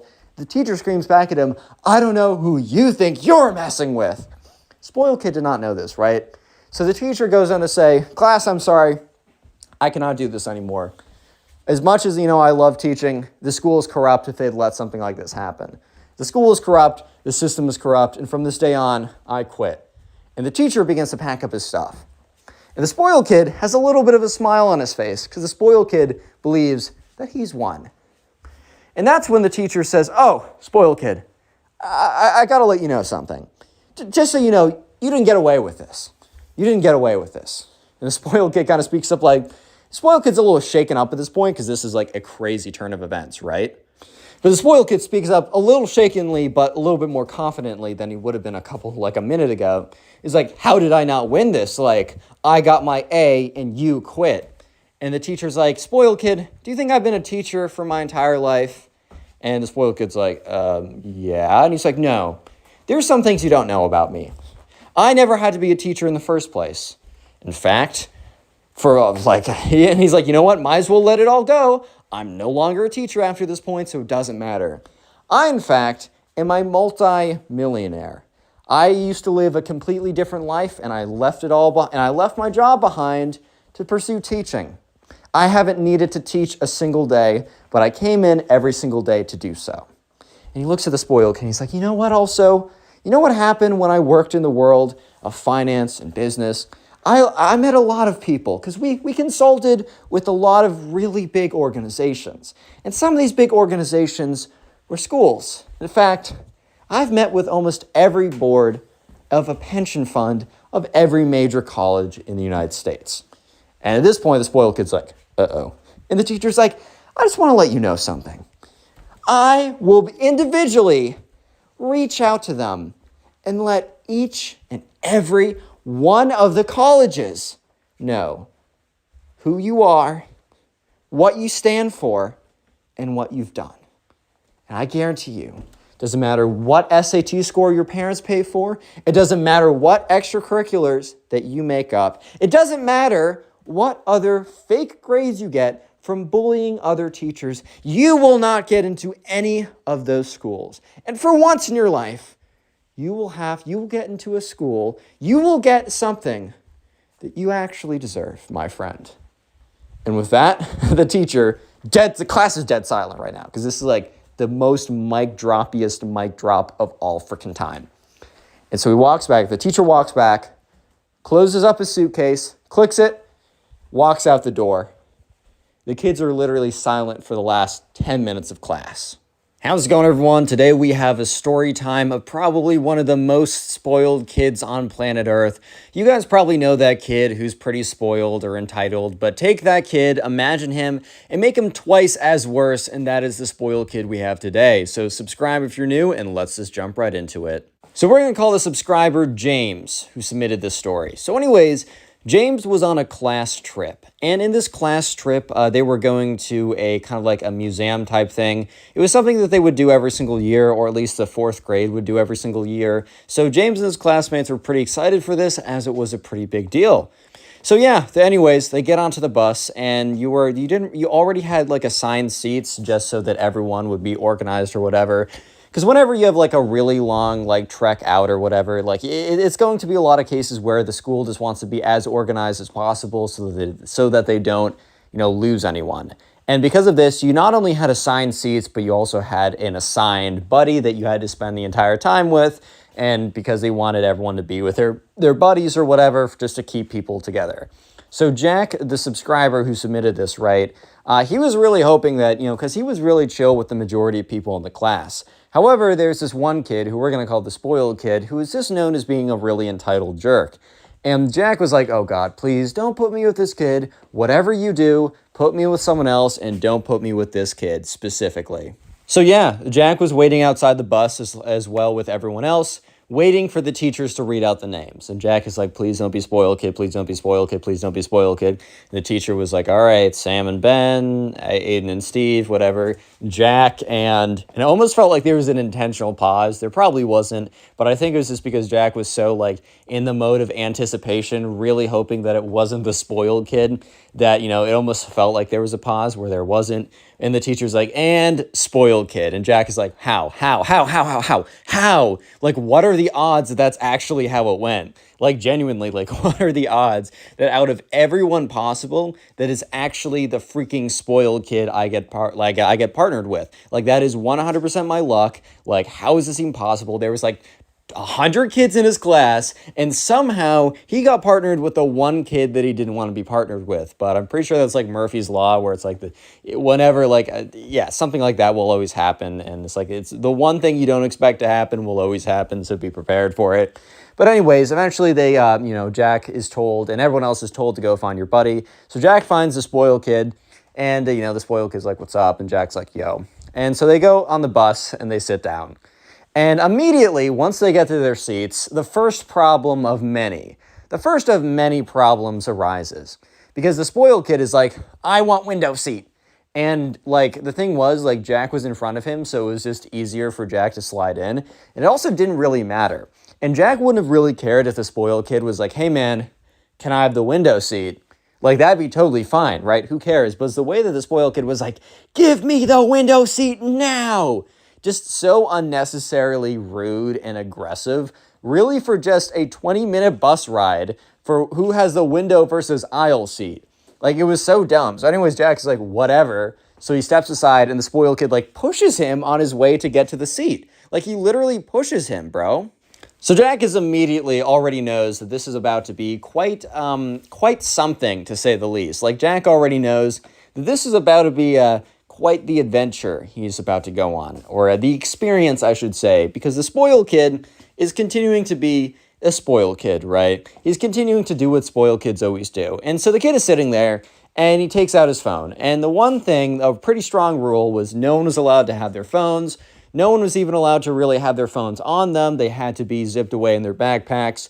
And you could, like, turn it on so you could hear if you were getting a phone call, because, like, I don't know, maybe your parents need to contact you, maybe there's an emergency. But really what should happen is the parents contact the school, that contacts the teacher, that contacts you, but whatever, right? So the spoiled kid was on his phone playing some video game or something, and, that's when he gets bored of the video game, and Jack is, like, talking to some of the people, right, some of the classmates, because when you have the aisle seat on the bus, it's a lot easier. I don't know if you guys experienced this, but whenever I got the window seat, it was very difficult to talk to people, because you'd either have to turn around, which is uncomfortable, and talk to the person behind you, or you talk to the person in front of you, but they would have to turn around, and most of the time you don't want to do that. And the people that are, like, across from you, you're kind of, like, blocked by the person sitting on the aisle. So when you sit on the aisle seat when you're taking a bus, it's just so much easier to talk to a lot of people. So remember, the spoiled kid demanded that he had the window seat. Like, he demanded that he got the window seat. And so Jack was like, whatever, and he sat down the aisle seat. And Jack was, like, having a good time talking with people. And the spoiled kid, like, punches him in the arm. Doesn't, like, full-blown, like, smack him in the arm, but kind of punches him in the arm to get his attention, which just, like, hurt a little bit and seemed super unnecessary. Like, could you literally not tap me, bro? Like, were you not, like, physically capable of just tapping my arm instead? So, sure enough, Jack, turns around, he's like, yes. And the spoiled kid's like, give me the aisle seat right now. Stop hogging all the attention. And Jack is like, bro, what? Like, what do you mean I'm hogging all the...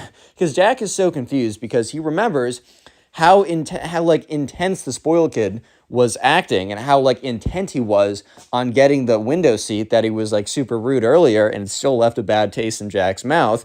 And now, 10 minutes later, when the spoiled kid gets bored of his video games that he wasn't even supposed to be playing, he now demands to have, like, the seat where he can talk to other people. So at this point, Jack kind of just doesn't want to, like, switch seats. He's like, bro, it would be such a hassle to switch seats, and I'm not trying to stand up. They don't want us to stand up on the bus. And the spoiled kid starts punching Jack in the arm. He's like, give it to me, give it to me, give it to me, give it to me. And, he's like, stop. Jack's like, stop. What are you doing right now? And the spoiled kid's like, I'm going to make your life a living hell unless you switch seats right now. So at this point, Jack is like, oh, okay, whatever, bro. Like, I really don't care. Like, fine. fine, dude, sure, whatever. So Jack stands up and immediately hears Jack sit back down. So Jack sits back down because one of the teachers in the front, because you can't be standing up while the bus is moving just in case it has to stop abruptly. You would go like you'd fall over, maybe you'd hurt yourself, just for reliability's sake. So he sits back down, and the spoiled kid starts punching him in the arm. He's like, bro, why'd you sit down? Like, I'm trying to sit in that seat. And Jack's like, dude, I was just told by the teachers that I need to sit down right now. Like, I'm sorry. Like, you're going to have to climb over me. So the spoiled kid is like, fine. So Jack starts sliding in towards the window, and the spoiled kid starts climbing over Jack. And the spoiled kid legitimately, like, falls. Like, he's trying to climb over, and he loses his balance, and then just falls on top of Jack. And Jack's like, dude, get off of me. And the spoiled kid's like, you get off of me, bro. Which is like, did you really just say you get off of me, bro, when you're literally sprawled on top of Jack? Like, you are on top of Jack right now. You are sprawled on top of this guy. How is he supposed to get off of you when you have him pinned down? So eventually the spoiled kid gets the aisle seat. And here's the thing. I think the spoiled kid just imagined that anybody, literally anybody, if you sit in the aisle seat, you will have people to talk to. But the thing was, most people didn't like the spoiled kid because, I don't know, he's pretty clearly a big, massive jerk, right? And it feels pretty obvious right now. So the spoiled kid, when he actually got the aisle seat, people, like, weren't talking with him. So the spoiled kid starts to get mad and turns over to Jack, because Jack is now just looking out the window. Jack is not talking with anyone because he's not in the aisle seat. He's looking out the window and he hears bump, bump, bump. Or he doesn't hear. He feels up like a punching against his arm. He's like, I swear to God, this kid is going to get KO'd from me if he doesn't stop it. So he turns around. He's like, what? And the spoiled kid's like, you tricked me into giving me your like window seat. Like, I want it back now.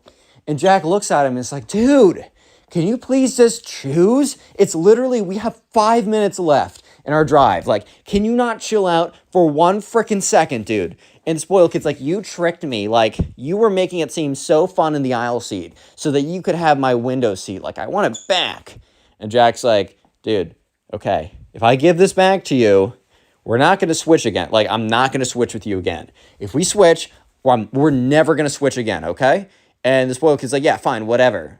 So when Jack and the spoiled kid finally switch seats, Jack gets back to sitting, right? And he sits there, and remember, now the people that are sitting in the aisle, they see that Jack is sitting there, so they're like, oh, we like this guy. So they start talking to him again, and the spoiled kid starts to get super angry, and he taps Jack again. He's like, dude, why did you trick me again? And Jack turns around and is trying to keep his rage together, because I don't know about you, but I would be pretty angry myself as well. But Jack is like, what do you mean now?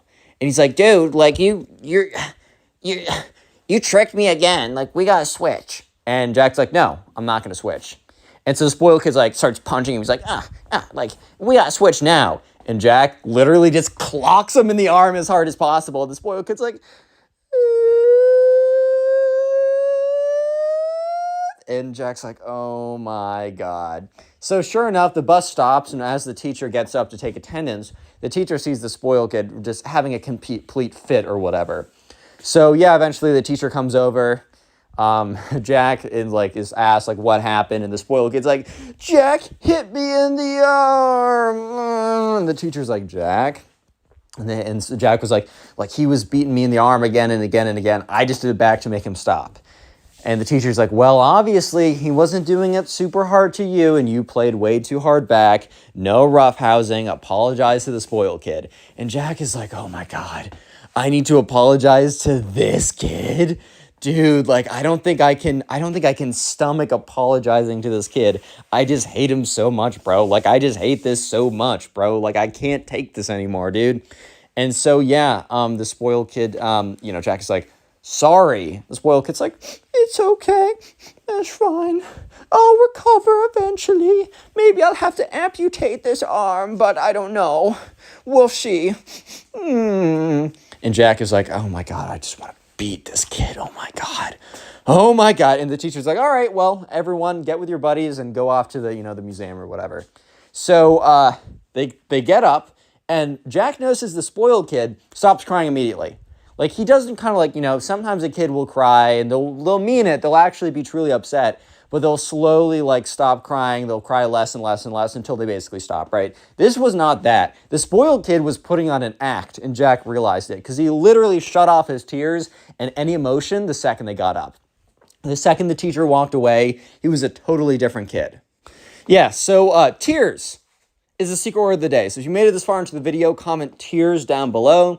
That'll be the secret word. I want to see how many people made it. And while you're in the comment section, check the pinned comment. There's a link to my Spotify page where you can listen to these stories on Spotify as podcasts. As well, there are 2 links to my 2 other channels that very soon I'll be posting daily on, so please subscribe to them. It will help me out. And if you're listening on Spotify, please rate 5 stars on the main page. And anyways, let's get back to it. So sure enough, the spoiled kid and Jack, they start walking into the museum. And I wasn't told exactly what type of museum this is, so let's just say that, I don't know, it's a history museum. That's a pretty common type of museum, because museums are like historical or whatever. Right? Some type of like historical museum, whatever. And this was a pretty popular museum. Like a lot of people would come to go see it. So when Jack and the spoiled kid were walking in, Jack hears the spoiled kid go, "Oh my God." And Jack's like, "What?" And he turns around, and the spoiled kid looks like he just saw a freaking ghost. So Jack is actually kind of curious. He's like, "Dude, like, what is it?" He's like, "Look at all those people. What? Look at all the diseases they must have." And he like points at them, and Jack's like, What are you talking about?" He's like, "The lower classes. They're everywhere." And Jack's like, "Wait, what?" He's like, "Yes, the lower incomes. They're all around me. I might catch their disease and be like them. I can't have that happen. Oh." And Jack's like, "Dude, shut up. Like, what are you saying?" He's like, "Don't say shut up to me. I'm worried for you too, Jack. Even though you're probably one of the poors anyways. But you might become more like them." And Jack's like, "Dude, shut up. Oh my God, please." So the spoiled kid was like, "Jack, I need you to tell me. You are around the poors all the time, and you are one as well. Will they eat me if they see me?" And Jack's like, "Dude, shut up. What are you even saying right now, bro? Huh?" And he's like, the poors, I think they want to eat me and take all my stuff." And Jack's like, "Dude, shut up." And he just like grabs the spoiled kid and drags him in. The spoiled kid's like, no, Jack, no, you're betraying me. No. Eventually they get in. I think the spoiled kid realized that the quote unquote poors are not going to eat him. And he's like, "Oh, I'm safe for now. They must think I'm one of them. Oh, gross." And Jack's like, "Dude, shut up." Oh my God. Yeah, so Jack kind of realized that being with the spoiled kid was going to suck, but like he didn't realize it was going to be this bad. Like he knew it was going to be bad, but he's like, he didn't expect it to be this bad. Like this is a whole new level of terrible. Like this is a whole new level of, oh my God, like damn, bro. Like it gets this bad? Yeah, so anyways, they're walking around the museum or whatever, and the spoiled kid starts touching something. And in the museum, you're not really allowed to touch stuff. At least in a lot of cases, there'll be signs being like, "Hey, can you please not touch the whatever exhibit?" Like you're just not supposed to. And the spoiled kid is just freaking full on gripping this thing, right? He's just like feeling it or whatever. God, don't take this out of context. He's just like, let's say it's a rock. Let's say it's a historical rock or something. He's just like feeling this historical rock or whatever, gripping the historical rock. I'm going to shut up. And anyway, so one of the people who work at the museum comes over and is like, "Hey, buddy, can you not touch it?" And the spoiled kid is like, "What do you mean I can't touch it? Like, I get that like the masses can't touch it." And he's like, "But I'm VIP." And the guy working in the museum is like, "Sorry, no one can touch it. Like, I can't really touch it either. Like, I'm not supposed to. I'm just supposed to tell people that they shouldn't be touching it, right?" And the spoiled kid's like, No, I don't think you understand. I'm actually VIP. And the guy's like, "No, I don't think you understand. Like, first of all, there is no VIP here." He's like, No, you don't understand, bro. I'm VIP. I'm VIP. I'm a spoiled kid. I'm the best."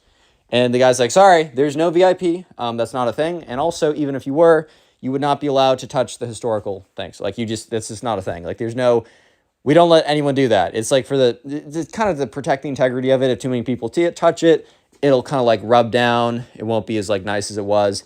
And also, like, if one person like touches it too hard and breaks it, like, we want to make sure that everyone can enjoy it. So please don't touch it, right?"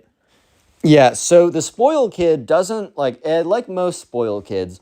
He doesn't take no for an answer very well. So the spoiled kid is like, What What are you saying right now? You're saying I can't. You're saying no. He says, you know what? Well, then, mister, I'm actually gonna take it. So the spoiled kid literally picks up the rock out of like the exhibit thing or like the museum thing and grabs onto it. Okay, so that's when the security guard's like, all right, we gotta take this seriously. So basically the security guard takes the thing out of his hand, puts it back, and says, where like your like parental figures or whatever. So Jack is like, okay. So Jack like calls over one of the teachers. The security guard explains that, you know, the spoiled kid can no longer be in the museum anymore. Like, he's caused too much of a ruckus. He needs to be removed, and says, like, as long as he isn't in the parts of the museum where there's actual exhibits, it's fine. So, yeah, the teachers are like, oh, geez, because they can't drive him back personally. So they're like, hey, can we just plop him in the gift store? And the guy's like, yeah, that's fine. And so Jack is like, okay, well, that sucks for him, haha. And Jack's about to walk away, and the teacher's like, Jack, where are you going? And Jack's like, wait, what? And the teacher's like, yeah, Jack, I mean, you're his buddy. I'm sorry to say, but you have to stick with him at all times. And Jack's like, no, dude, what? Yeah, so, yeah, unfortunately, Jack now has to stay with the spoiled kid in the gift store for like the next hour because the spoiled kid is just an idiot and can't keep his hands to himself.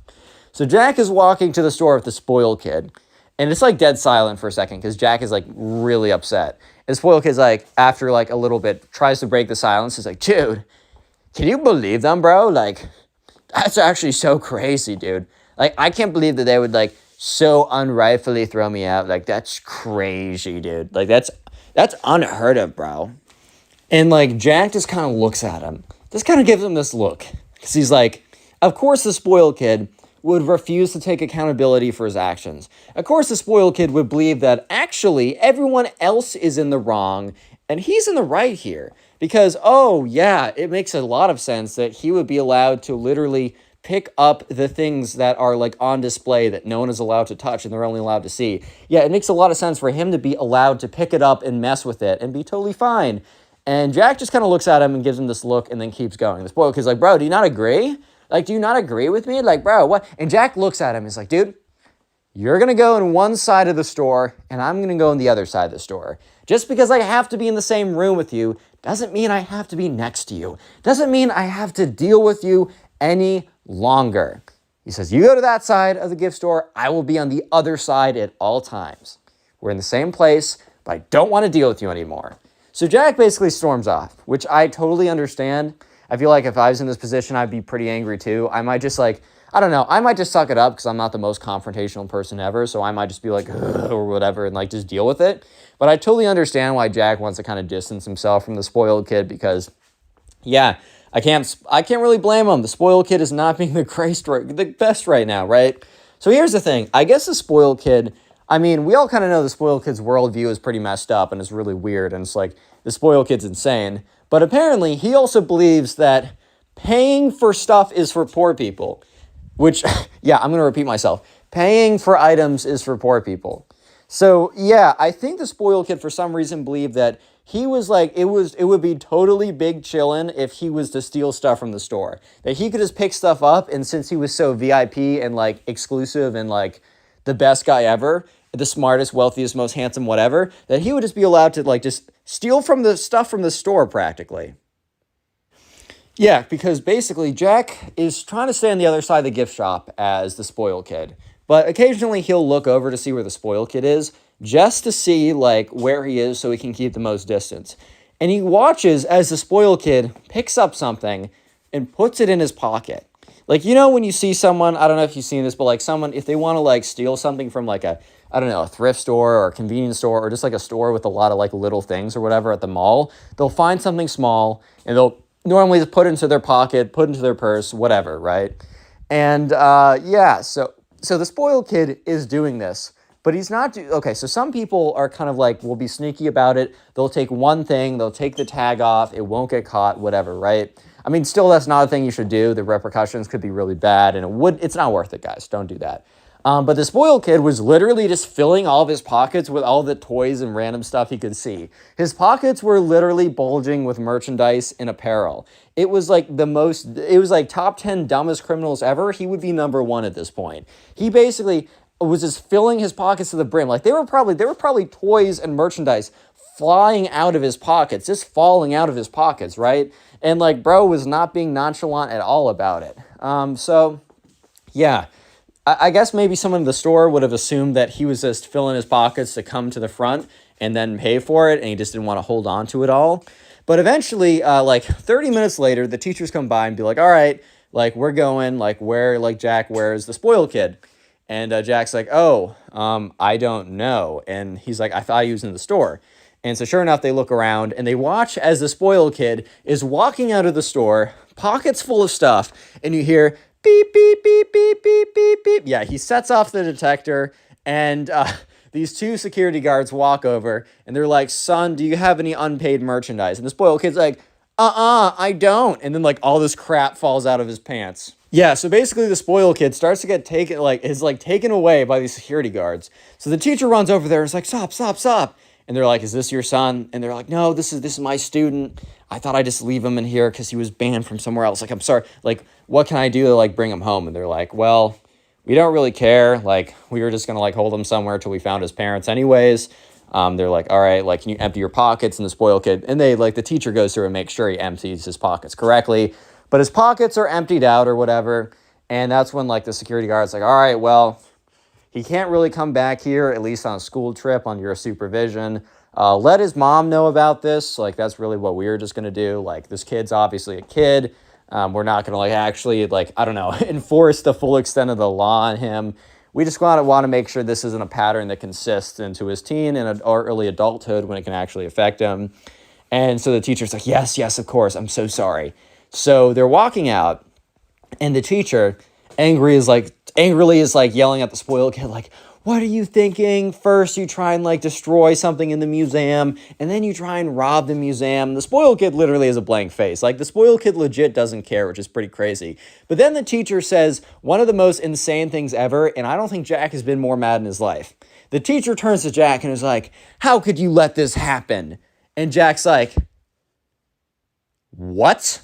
Today, we have a story time of a spoiled kid who literally gets so angry that he doesn't get what he wants, that he goes on an unhinged rampage and actually says that his dad could buy the subscriber. Yeah, that's a little sus, bro. So sit back, relax, subscribe if you're new, and let's jump right into it. So we're going to call the subscriber who submitted today's story Brett. So anyways, Brett in the spoiled kid. There's also a kid in his class who we're just going to call the spoiled kid. And the spoiled kid was a very standard, typical spoiled kid. He was the type of kid who literally got anything he ever wanted. If he wanted something, he would ask and he would receive. So while it's like a good thing to give your kids things that they want sometimes, this kid literally got everything and anything that he ever wanted. So he kind of had this bit of entitlement in which he believed that he was actually deserved everything ever, and like that he actually did deserve to like receive everything. So when he didn't get something, that just didn't make sense to him. So here's the thing. There's a girl that both Brett and the spoiled kid were both very into. And we're going to call her Caroline because that's kind of becoming the very standard girl name I've been using. So anyways, Brett had a thing for Caroline. The spoiled kid had a thing for Caroline. However, the spoiled kid was known as being a big jerk. And Brett was actually kind of he's a chill guy, was, very talkative, not very talkative, but like could hold a good conversation. And the spoiled kid and Brett would basically duke it out. And this is how it goes. So anyways, almost everyone knows about this little quote unquote rivalry they have. Even the girl, even Caroline knows. And she is actually trying to make up her mind. So, at this point, Caroline's in a pretty good position because she's like, well, I got suitors. Like, I got a lot of guys fighting for me right now. And so anyways, she kind of is just like kind of sitting back and seeing what they do. It's pretty clearly that she's leaning towards the Brett over the spoiled kid because the spoiled kid is kind of a jerkwad. But let's just jump into their first interaction. So anyways, they're sitting down at lunch. And Caroline is sitting there with her friends. And basically what happens is, she gets up to go and get more food. So Brett is sitting with his friends, and they're talking about, like, oh, man, like, how's it been going with Caroline, right? And he's like, oh, actually pretty good. We've been talking a little bit. I got her Snapchat or whatever. And they're like, oh, but, like, you've heard that, like, spoiled kid is trying to go for her, too. It kind of became, like, a thing around the school to talk about, oh, my God, who's going to get Caroline? All that kind of stuff, right? Like, oh, it's going to be so crazy. Who's actually going to get it? And, so sure enough, Brett is he's a little worried, but at the same time, he's not crazy worried because it is the spoiled kid at the end of the day. So, but the thing is, though, they watch, or Brett and his friends are sitting at the table and they watch as the spoil kid walks up to where Caroline is in line. So they start to realize that, okay, looks like he's up to something. So the spoil kid walks up to Caroline and he walks up next to her close enough that she can see him and she can see whatever he's doing. So he walks up to Caroline and he goes, oops, and he takes out like his wallet and throws it on the ground. And intentionally, he wanted to make sure that the dollar bills in his wallet would spill everywhere. So, like, literally, like, $100 bill floats out of his wallet. Remember, this is a spoiled kid. If he wanted money, he could get money. If he wanted something, he could get something. He could literally get anything. So he kind of feels as if he's a little bit entitled to Caroline, which, guys, don't feel entitled to someone, bro. That's crazy. But he's trying to flex right now by having a $100 bill spill out of his wallet. So Brett and his friends notice this, and Brett's like, does he really think that that's going to get her? But Brett in the back of his mind's like, dang, like, what if Caroline actually falls for this, bro?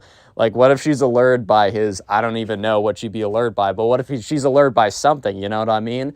And so Brett and his friends are like, dude, like, that's not going to work. So Caroline sees this, and she kind of looks like, I don't know, she's not, like, intrigued by this, bro. Like, I think she's, like, kind of some character, right? So she sees this, and she's like, oh, well, this is a really lowbrow move. Like, he's just trying to be like, oh, I have money, so you should like me, bro. But in this spoiled kid is like, oh, my God, how did this fall out of my like, how did this fall out of my hands? I'm so clumsy. Ha, ha, ha. Like, it's so cringe and lame and weird or whatever. And Caroline notices this and is like, ugh, like, like, this kid is weird, bro. Like, he's really out here trying to flex, like, the $100 bill that his parents got him. That's the thing, too. Like, I can understand flexing is always a little obnoxious, but I can understand being like, hey, I'm financially secure, especially when you're later on dating, because that's definitely like something that's nice, like going into a relationship with someone financially secure, that's something maybe you don't need to worry about. But bro is literally in like 8th grade flexing a $100 bill that his grandma probably gave him for his birthday. Like, bro, that's just simply not a flex. And so the spoiled kid picks up and is like, oh my God, I can't believe this $100 bill fell out of my wallet. Like, oh my God, this is so crazy. Looks directly at Caroline, like waves the $100 bill around. Oh my God, it's going to fall out of my hands again. And he like drops on the floor. Oops, my $100 bill fell out of my hands once again. Yeah, so Brett notices this and is like, dude's going way too hard. And he's like, oh my God, the $100 bill, it's on the ground. And the spoiled kid goes down to pick it up and is like, oh my God, it's so much money. And believe it or not, guys, this is actually not an attractive thing to do. This is not going to woo Caroline over. Spoiler alert. She's not going to be like, oh my God, his grandma gave him a $100 bill. I love you now. Like, bro, that's just simply not how it works, dude. I don't know how else to put it. That's just not how it's going to work. So yeah, sure enough, Caroline just kind of watches this, kind of like, ugh, whatever, right? And the spoiled kid moves on. So the next day comes around, and so Caroline is in the hallways, and she's hanging out with her friends or whatever. And Brett sees this as a decent opportunity, as her friends seem to be walking away, and it's like Caroline is like getting her stuff, about to go to another class. So Brett is like, all right, cool, like, I can, because he's already been talking to her. This isn't some cold approach stuff, right? He's already been talking to her. He's like, okay, cool. Like, I can go up to her. We can chat it out a little bit. Word, right? Whatever. So Brett goes up to her and he's like, hey, like, what's up, Caroline? And she looks at him and kind of gives him this, like, nice little smile because she knows what's up, guys. Like, she knows what's good. She knows what's going on right now. So, yeah, she's, like, kind of gives him a little smile, like, hey, like, what's up? Like, how's it going, man? Like, how's it going? And, yeah, so they start walking and, you know, Brett's kind of like, you know, chatting her up a little bit, asking how her day's been, asking how this class they have together is going for her, all this kind of good stuff, right? And that's when the spoiled kid sees this. And the spoiled kid is like, ah, hell nah, bro. Like, I'm not letting this happen. So the spoiled kid, he has a water bottle on him, right? The spoiled kid has a water bottle, and he grabs his water bottle, and he's walking down the hallway. So, Caroline and Brett are walking down the hallway in one direction, and the spoiled kid is walking down the hallway as well. And that's when the spoiled kid is like, oops, and he accidentally, doesn't actually do it accidentally, but he tries to make it look like he trips. And when he trips, with huge quotation marks, I'm doing air quotations in the air right now, actually, because there are huge air quotation marks around this. When he trips, right, he spills all this water all over Brett. And it's funny because, like, it's very obvious that he did it on purpose. Like, he falls to the ground, but after he falls, he literally dumps the rest of the water bottle on top of on top of Brett anyways. So it's like, why did he even pretend to fall, bro? It's so obvious. Yeah, so it was super obvious that the spoil kid was trying to sabotage this on purpose. And I don't know why the spoil kid really thought that just getting him, like, Brett wet is going to, like, somehow mess up his charisma or something. Or I don't know why the spoil kid thought that that was going to improve his chances. Because if anything, dude, it literally just made it more obvious that the spoil kid was, like, desperate at this point. And the spoil kid literally just made it look like he was trying to sabotage Brett, and it just failed. So Caroline, the thing is, she notices this. She notices that because she knows they have a little bit of a rivalry going on anyways over her, lol. But she knows that they have like a little bit of a rivalry going on. But also, right, she notices that like, who's playing dirty here? The spoil kid's playing dirty. You know what the spoil kid has not done? Really tried to talk to her, bro. Like, all the spoil kid has done is tried to like flex his like lifestyle or whatever, when in reality his lifestyle is literally just what his parents give him. So yeah, he's been flexing his $100 bills that grandma gave him for his birthday, while Brett has actually been putting in the hard work and trying to have decent, good conversations with her. So who do you think she's going to pick, bro? I don't know about you, but it's a pretty clear situation in my mind. Like, it's pretty clear which one she's going to pick. But anyways, I do digress because, you know, Caroline is like, oh, Brett, like, all right, like, do you need me to, like, get a paper towels or something? And the spoiled kid starts to realize, oh, my God, this is actually backfiring in my face. Because he notices that, like, Caroline is like, oh, Brett, let me help you out, whatever, right? And Brett's like, or no, sorry. The spoiled kid's like, oh, my God, Brett, you got water all over you. How embarrassing. And Brett's like, looks at him, is like, wait, how is it embarrassing that you tripped and spilled water on me? And that's when the spoiled kid realized, wait a minute, if anyone's going to be embarrassed here, it's going to be me, because it makes me look clumsy, because it makes me look like I just tripped and spilled water all over this guy. Like, if anyone here is going to be embarrassed by this situation, it's actually going to be me. And that's when the spoiled kid's like, no, dude, it's actually super embarrassing that you got water on you. Like, it's actually embarrassing for you. I feel so embarrassed for your behalf, bro. Like, that's actually so crazy, dude. Like, I'd be so embarrassed if I were you right now. Like, shoot. And that's when the spoiled kid realizes that he kind of messed up doing this whole thing. And Brett's like, oh, man, don't worry. Like, it's okay if you're clumsy. Like, I don't really blame you for being super clumsy. And the spoiled kid's like, I'm not clumsy. You're clumsy for getting water all over you. And the spoiled kid, and Brett's like, dude, you tripped and spilled the water on me. And spoiled kid's like, I didn't trip. I poured the water on you. And Brett's like, oh, so then you just intentionally poured water on me. And he's like, no, I just tripped.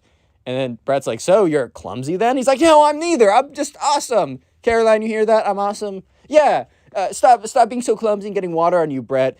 So clumsy, dude. Goodbye. The spoiled kid literally gets up and leaves, trying to make it look like he won that whole altercation, where it's just so freaking obvious that he did not win that conversation at all. If anything, it just shows how embarrassingly desperate he is at this point. Because I think the spoiled kid is starting to realize that he is not winning this. He is definitely not the one who is going to be coming out in front.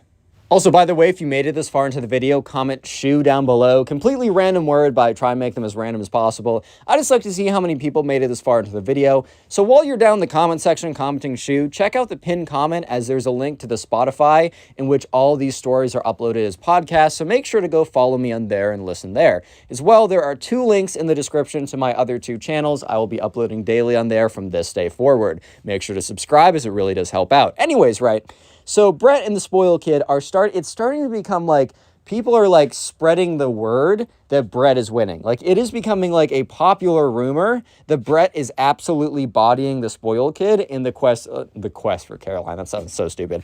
In like, basically in this little competition they had. And the spoiled kid is very tapped into what the press is saying. I can't believe I just said what the press is saying. He's very tapped into what everyone else is saying, as it is kind of like one of his best indications. I mean, Brett knows he's doing well because he knows for a fact that he's actually putting in the work and talking to Caroline, and he knows that the spoiled kid is literally just like flexing his grandma's $100 bills and also spilling water on him and looking like a fool. So the spoiled kid basically has one last hurrah.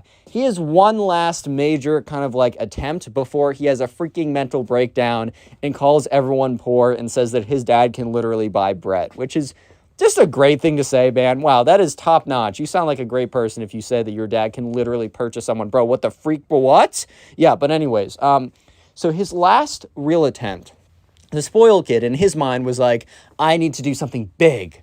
I need to do something bold if I'm going to get Caroline's heart, which actually, you should probably just start talking to her. Like, that's the one thing that, like, he refused to do, bro. The one thing he refused to do was actually talk to this girl, which is pretty ridiculous in my opinion.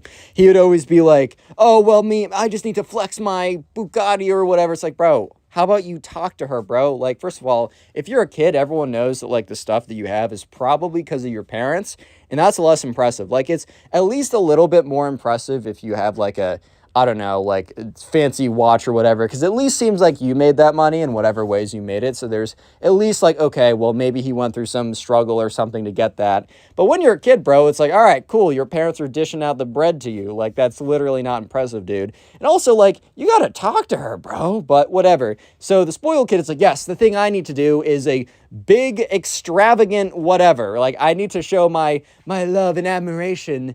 I don't need to talk to her, bro. I don't need to get to know her because she needs to actually, she needs to get to know me, not the other way around. I don't need to get to know her. I know she's fine or whatever, right? She needs to know how extravagant and awesome that I am individually. So yeah. Anyways, the spoiled kid is about to do something absolutely insane. So let's jump ahead to lunch. So Brett is sitting with the boys, and Caroline's sitting at her table with her girlfriends. And Caroline is like looking over, giving Brett glances. They're kind of looking at each other. They're being a little flirty. Love is in the air. Life is good, man. Brett knows that he's about to close in on a W, bro. Brett knows he's about to close in on a win. He knows that, like, he's been putting in the work, he's been putting in the effort, and that his hard work is about to pay off. Basically, the rumor going around is that Caroline has more or less made up her choice and that she wants Brett to ask her out in the next few days. So the spoiled kid, hearing this, thinks that he needs to do something extremely extravagant, which he's about to in the worst possible way. So basically, they're all sitting at lunch, and that's when the spoiled kid... Okay, so basically at lunch, there's a kind of like a podium with a microphone. And what will happen is, like, when lunch is about to end, a teacher will go up there and make some announcements. It's kind of like, because they get the whole school there in the lunchroom. It's just a really easy way to get everyone together and make some announcements. However, the spoiled kid has decided to sabotage this for his own plans, right? And sabotage it he does. So basically, what the spoiled kid does is he goes up to the podium, turns on the microphone, is like, hello, everyone, can I please have your attention? Please, I need your attention right now. And, like, first of all, kids are not allowed to go up there. So everyone is like, whoa, what's going on right now? It's like, I need everyone's attention immediately. Like, no question about it. Like, Susie, can you shut up, please? Like, I need your attention. Like, literally calls out some kid in the back. Like, oh, okay. So he's like, okay, guys, I need this message to be super clear. Caroline. And immediately when he says the name Caroline, like, Brett is like, oh, shoot, dude, this kid's about to embarrass himself. Like, at the end of the day, Brett is only benefiting from, like, the spoiled kid looking like an idiot. But at the same time, like, he felt kind of bad, bro. Like, he felt kind of bad. Brett has at least a little bit of a heart. And so the spoiled kid is on the mic being like, Caroline, I want to let you know that I know how into me you are. Which, like, first of all, hey, bro, what are you doing? I love how he opens it with, like, I know how into me you are. Like, dude, what makes you believe that? He's probably saying that, just probably thinking, like, oh, if I tell her, like, she's a sheep. If I tell her something, she'll believe it. So he's like, I know how into me you are, and I just want to let you know that I think you're okay as well. Like, I guess you're fine. So for that reason, I will be giving you the opportunity to go on a date with me this Friday. I know you're going to say yes, but feel free to say yes in front of everyone so they know that I'm the winner and Brett is the loser. Yeah. And it is dead freaking silence for like a good couple seconds. And I know you're thinking, oh, it's dead silence for a couple seconds. These were the longest seconds ever. These were minute-long seconds, or at least it felt like these were minute-long seconds. Like, this was insane. So yeah, sure enough, it's just dead silence. And then everyone turns their head. Like, every single person turns their head to look at Caroline. And Caroline, I guess she was like, I don't know, like, she wasn't really happy. Okay, look, dude, it's not okay. Like, these big gestures, I think it's just, like, important for me to, like, reiterate. It's not a really okay thing to do, bro. because like you're really putting this, like this is embarrassing for the other person. It's totally chill if you want to ask someone out, but do so in a more respectful way. I mean, unless you know for a fact that they love the attention and that they want to say yes to you. Like something like this is just, you're embarrassing someone. They don't consent to you embarrassing them, bro. Like, anyway, so she goes up to the podium and the spoiled kid's probably like, yes, she's going to say that I won in front of everybody. So Caroline goes up to the podium, grabs the microphone, looks at the spoiled kid directly in the eyes and says, sorry, but no. The whole like crowd is like, like, oh my God, she just said no to spoiled kid in front of everyone. This means that her and Brett are dating right now. And she puts the microphone back. And the spoiled kid is like just kind of like sitting. He's just kind of like there, bro. He's literally just there. So the spoiled kid is very angry about this. He's like, oh my God. And instead of blaming Caroline, which first of all, good, you shouldn't blame Caroline, right? The only person to blame here is really yourself in this situation. But the spoiled kid grabs the microphone and in front of everyone is like, Caroline, you're making a huge mistake.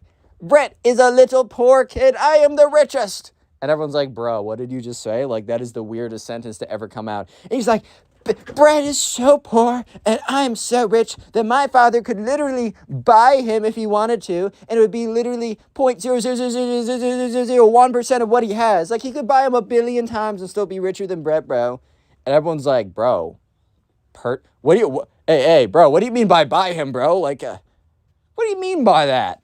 And so the spoiled kid's like, Caroline, you're making a mistake. And then he turns to Brett, he's like, Brett, how much, like, what did you do? Like, what did you tell her? Like, what lies? What spells? What witchcraft?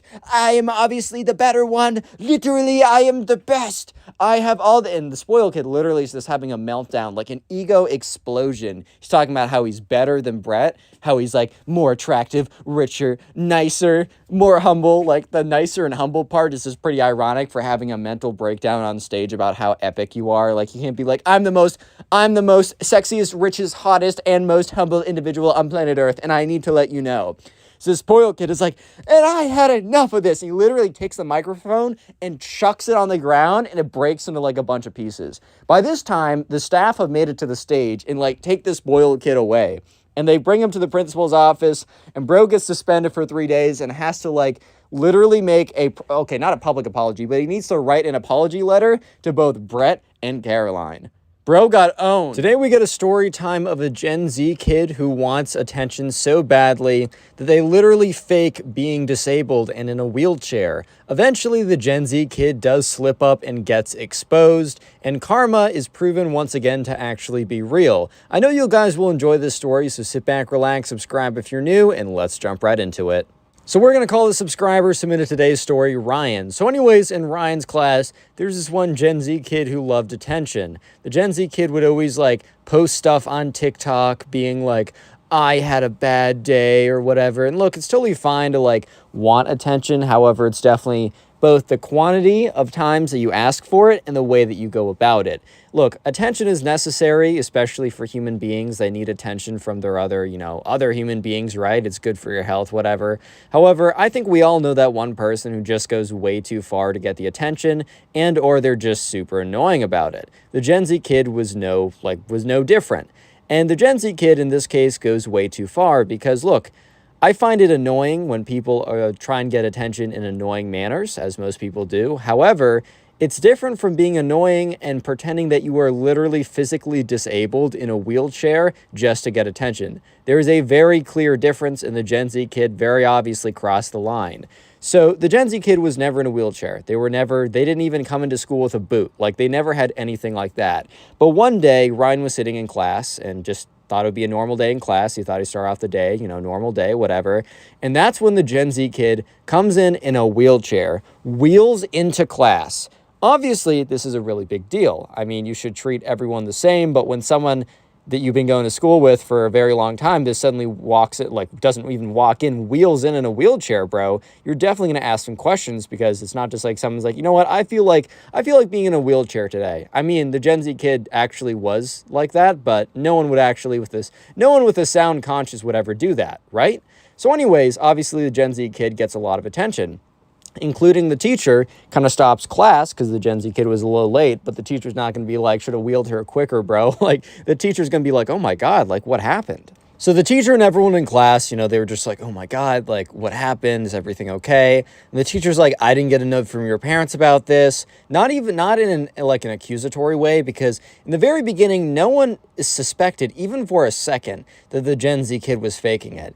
Even though the Gen Z kid was notorious and had a history of faking things for attention, or not even like faking things, but just trying to get attention at all costs, nobody possibly thought that the Gen Z kid would fake being like physically crippled in a wheelchair. No one would ever believe that.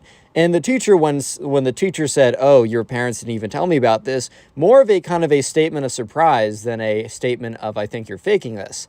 Obviously, in retrospect, this was the first in a major red flag, but no one at the time, not even Ryan, ever thought anything about it. So the Gen Z kid basically goes on to say, make up this fabricated story. No one at the time realized it was fabricated, but the Gen Z kid basically went on to say something along the lines of, yeah, like, I was, I went to the doctor, I wasn't feeling good, and it turns out, like, my legs may never work again. And the thing is, that is a very serious thing that happens to some people. It's very uncommon, but it is very serious, and your life will never be the same. If you all of a sudden, like, cannot use your legs, then your life will never be the same, bro. I think that's pretty obvious. And yeah, using someone else's situation, a tragic situation that they have to go through the trials and tribulations of life, giving you the biggest curveball ever, to your advantage because you want attention is pretty sickening. But anyways, and also, first of all, the Gen Z kid could have been like, oh, I broke my leg, I'm going to be in this for months. But the Gen Z kid makes up a story even more crazy. The Gen Z kid, like, literally says that they might be, like, disabled forever, bro. Because the thing is, if the Gen Z kid really just wanted attention, say that you break your leg, you'll have attention for at least a month or something, then you can start walking normally again and no one will ever bat an eye, right? However, the Gen Z kid's like, no, I think I might not be able to, like, ever walk again. And while the Gen Z kid didn't give a lot of specific details about their condition, well, because the condition didn't exist, no one really questioned it. Because why would you go about questioning someone who literally wheels in with a wheelchair? I don't know about you, but probably the first thing that would come out of my mouth would be like, hey, dude, like, if there's anything I can do to help you, let me know. Not, I don't believe it. I think you're faking your disorder. Like, that is not something that you'll hear coming out of my mouth. And so everyone was very just like, oh my God, like, let me help you. A bunch of kids got up to, like, make way. Every kid basically said, you can take my seat, like, whatever, like, oh, I'll move my desk out of the way, don't even worry about it, blah, blah, blah, all this kind of stuff. Everyone was being as good as they possibly could be to the Gen Z kid, giving the Gen Z kid a copious amount of attention. Little did they know, they were all falling into the Gen Z kid's plot. The plan that was not very meticulously, planned out, because as you'll see, the Gen Z kid, got the karma that they deserved because they made a massive mistake and exposed themselves, but that will be happening a little later on, so stick around for a second, it's worth it. But anyways, yeah, for a little while, everyone is just like giving the Gen Z kid the utmost attention, being like, whatever you need, whatever you want, we got you. However, as the days and soon weeks went on, one thing was very clear. The Gen Z kid was definitely using it to their advantage. One thing I will say is that most of the classmates didn't really care about this, because if someone is, genuinely comes in and, with a life-changing disability, then you will accommodate it for them. However, some classmates, including Ryan, were starting to believe that it just felt a little bit strange that the Gen Z kid all of a sudden was asking for people to do their homework or, to go do certain tasks that you didn't really need legs to do. Obviously, no one really questioned it at the time and just believed that, the stress of completely changing someone's situation was enough to, what, they are going through enough right now, let me lighten the burden. Very, reasonable thing to believe. However, this is where things began to, people weren't suspicious, but they were beginning to become almost suspicious a little bit. And also, the big thing is no one outwardly wanted to admit that they were suspicious, because it just seemed like a really, not a great thing. I mean, your classmate is going through a very difficult situation, according to them. I mean, they literally roll in with a wheelchair all of a sudden. Your first assumption is not going to be, oh, they're faking it. Your first assumption is going to be like, oh my God, like, that's terrible. What can I do for you? Yeah, however, Ryan was with his friend one Friday night, like 2 weeks after the whole, Gen Z kid rolls in a wheelchair, and he's having like a sleepover, and it's like, late at night. I don't know if you guys ever had these, but these were my favorite parts of sleepovers as a child. Basically, the late night conversations with the boys or girls or whatever, right? But specifically from my experience, the late night conversation with the boys, right? You've already played your video games, you've already gone out, you've already done stuff, and you're basically just staying up later than you tell your parents you're actually staying up, and you're just like, around by a flashlight or whatever. And then you just have really deep and meaningful conversations, or just like the most interesting conversations that last way, way into the night. So Ryan was having one of those conversations, and he's like, I have a thought that's like kind of like bad, but like I don't know how to go about it. Obviously, when someone says that, there's a lot of things that they could be saying. So Ryan's friend's like, oh, what do you mean by that? And Ryan's like, don't judge me by this, but like, can you hear me out? So Ryan's friend, we'll call him Ben, is like, sure, whatever. Like, just tell me. It's cool. I'll use the caveat of like, I'm not gonna like go crazy if you say something weird, right? And he's basically like, look, I know this might be bad of me to say, but I'm a little suspicious of the Gen Z kid. It just feels like they might actually I'm not saying that they're not disabled, but it just seems weird how they're going about it. Like, it seems as if like they're asking people to do their homework when that doesn't make sense that they're disabled. Like, I understand asking people to go get their books or to move their books from class to class, but it just doesn't make a lot of sense. And also the fact that the teacher never got a note from the parent, like, that just doesn't make sense to me either. Like, I'm not saying that they're faking it. And it's funny because Ben didn't have a shocked look on his face. Ben didn't have a disgusted look on his face. Ben kind of had a very blank look. A blank look of kind of like, keep going, and I'm going to agree with you. So by the time that Ryan was done telling Ben about his kind of like his deep personal thoughts that you would only tell someone at like the very late nights of the boys' sleepover, mid-deep conversation, right? Kind of very exposing himself, and where, he kind of, part of him was afraid that Ben was going to be like, how dare you say these things? Like, our classmate is going through such a difficult time, whatever, right? But Ben is just kind of silent.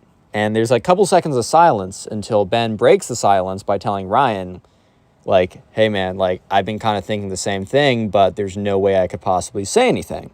So then they're both kind of more free to speak, and they start going on about all the anomalies and all the inconsistencies with what's going on. So at this point, the Gen Z kid has not completely exposed themselves. The Gen Z kid has not and later on in the story, the Gen Z kid exposes themselves so bad and exposes themselves in front of every single person. And it's so clear and so obvious that it almost proves karma's true. So stick around for that.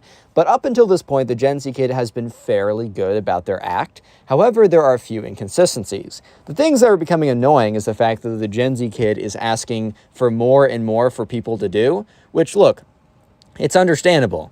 If you come in with some disability that makes life harder for you, then it is kind of expected for your community to kind of step up, especially if you ask. For example, I can only imagine, maybe carrying a backpack from class to class or a bunch of heavy books when you're in a wheelchair would be difficult. So asking a classmate to help you out in that department is not unreasonable or ridiculous or anything like that. However, asking classmates to do homework, or people would bring in their own food and the Gen Z kid would like roll over to them, give them big puppy eyes and be like, man, it's been so hard ever since I've been in this wheelchair. Can I have your cookie? Like, very obvious emotional manipulation, like very blatant stuff that seems to be almost using the fact that they're in a wheelchair to kind of get stuff out of them. And I don't know about you, but I feel like people who actually have that, disabilities and stuff like that wouldn't use it like that. It's something that they actually have to live with. Obviously, the Gen Z kid doesn't understand the gravity of, the situation that they're basically cosplaying as, right? Because they don't actually live it.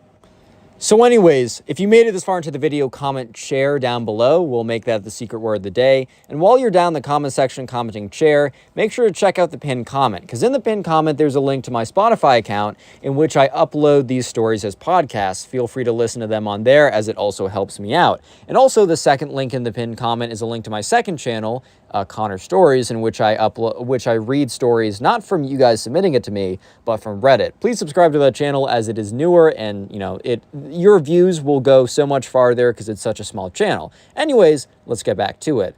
So Ryan and Ben both have similar suspicions. And so Ryan decides that he wants to do a little bit of investigative work.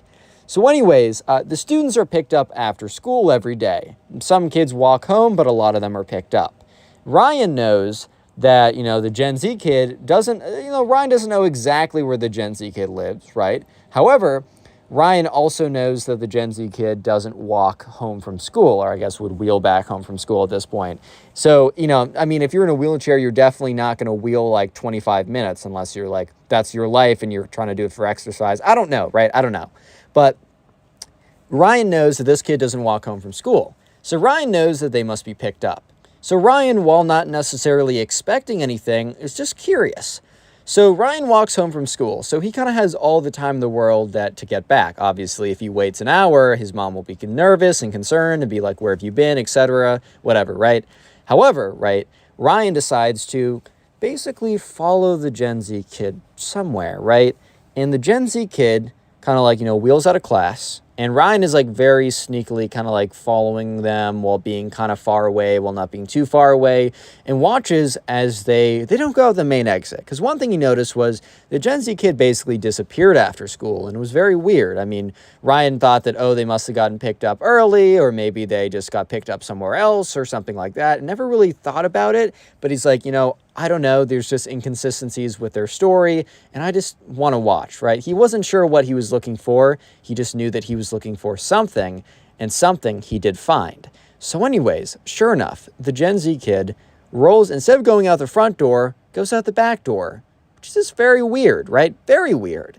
And starts and Ryan, very carefully, right? He has to be very careful following her because he doesn't want to get exposed, right?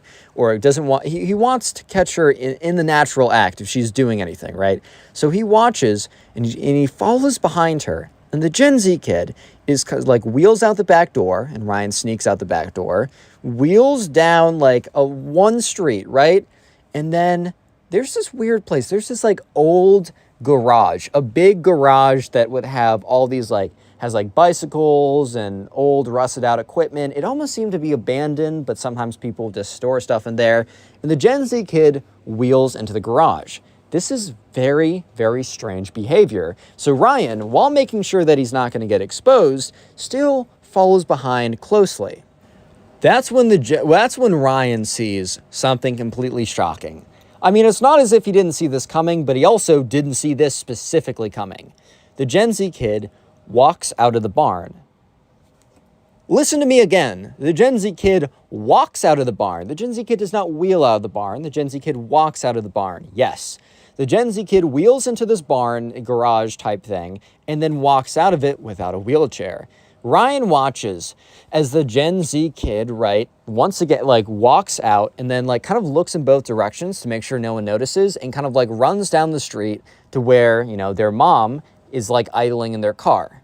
I can't assume I don't actually know the details, and by I mean Ryan does not know the actual details, but Ryan would love to believe that the mom doesn't know any better. Ryan would love to believe that the mom is not implicit on, their, child's, games, right, to get attention using other people's suffering. What might have happened was that the child's I don't want to be picked up in front of everyone. It gives me anxiety or something. Please pick me up here. Please, mom, please. It's doctor says you have to do, I don't know. Maybe some kind of guilt trip or something like that. And the mom's okay, when I was a teenager, I was kind of weird too, so I'm just not going to question it. So Ryan immediately calls up his friend Ben once the Gen Z kid drives away. And is Ben. And Ben's what's up, dude? He's Ben, you're not going to believe what happened. And so Ryan explains everything, and Ben is dead silent the entire time. Someone's really interested in every detail of a story when they don't say a single thing. When I like a story, I might pipe in a little bit and be dang, bro, that's crazy. But when I'm really, really locked in, I don't say a word. And Ben was the same. And by the end of it, Ben was someone's got to expose her, bro. And Ben was being serious. He was this is unethical behavior, and someone's got to put an end to this. So Ben and Ryan meet up after school, and they meet up at Ryan's house. And they're just sitting in Ryan's room, and they're just kind of trying to contemplate, okay, how do we go about this? How do we, how can we do this? Because, we can't just, go up to her in school and, push her out of the wheelchair. Because, I don't know, she might fake it and be oh, my God, and then we'd actually be expelled, right? We need to figure out a way to catch her in the act. We can't question her. And that's when Ryan's like, I got it. Assuming that she, does the same thing every single day, I was able to secretly follow her before, I should be able to secretly follow her again. And Ben's like, all right, that's genius. Just make sure to record it this time. So sure enough, right, the next day comes around. And once again, the Gen Z kid wheels out in the back hallway, right? So Ryan decides that he's going to record the entire thing. So he starts recording and follows her out. So Ryan does what he did the last day, following the Gen Z kid as they wheel out in the back of the school, go out like down the street, go down a couple streets to the abandoned kind of like garage warehouse type area, wheel into it, and then walk out of it. But unlike last time, this time he's recorded the whole thing. He makes sure that he's recording, he makes sure the audio is good, he makes sure that, he's sneaking around while recording, so it's not going to be the best video. But especially in the most damning moments, aka when they walk in or they wheel in and walk out, he's making sure that that is very, very clear, and that is very, very, that is like the video is not shaky at this point. So afterwards, the same thing happens again. They walk into the car and drive off. Ryan calls up his friend Ben. And Ben's like, well, how did it go? And Ryan sends him the video. And after watching it, Ben's like, all right, wow. Like, this is actually like bulletproof evidence right here. So they don't know exactly how to go about doing this. They think, okay, well, maybe we could send it to the teachers or whatever. Maybe whatever, we could keep this really quiet. Maybe we could send it to the Gen Z kid and be like, we know that you're faking it. Like, you need to like stop doing this, and give them the benefit, give them the courtesy to be like, oh guys, I'm actually okay now. Thank you so much, whatever.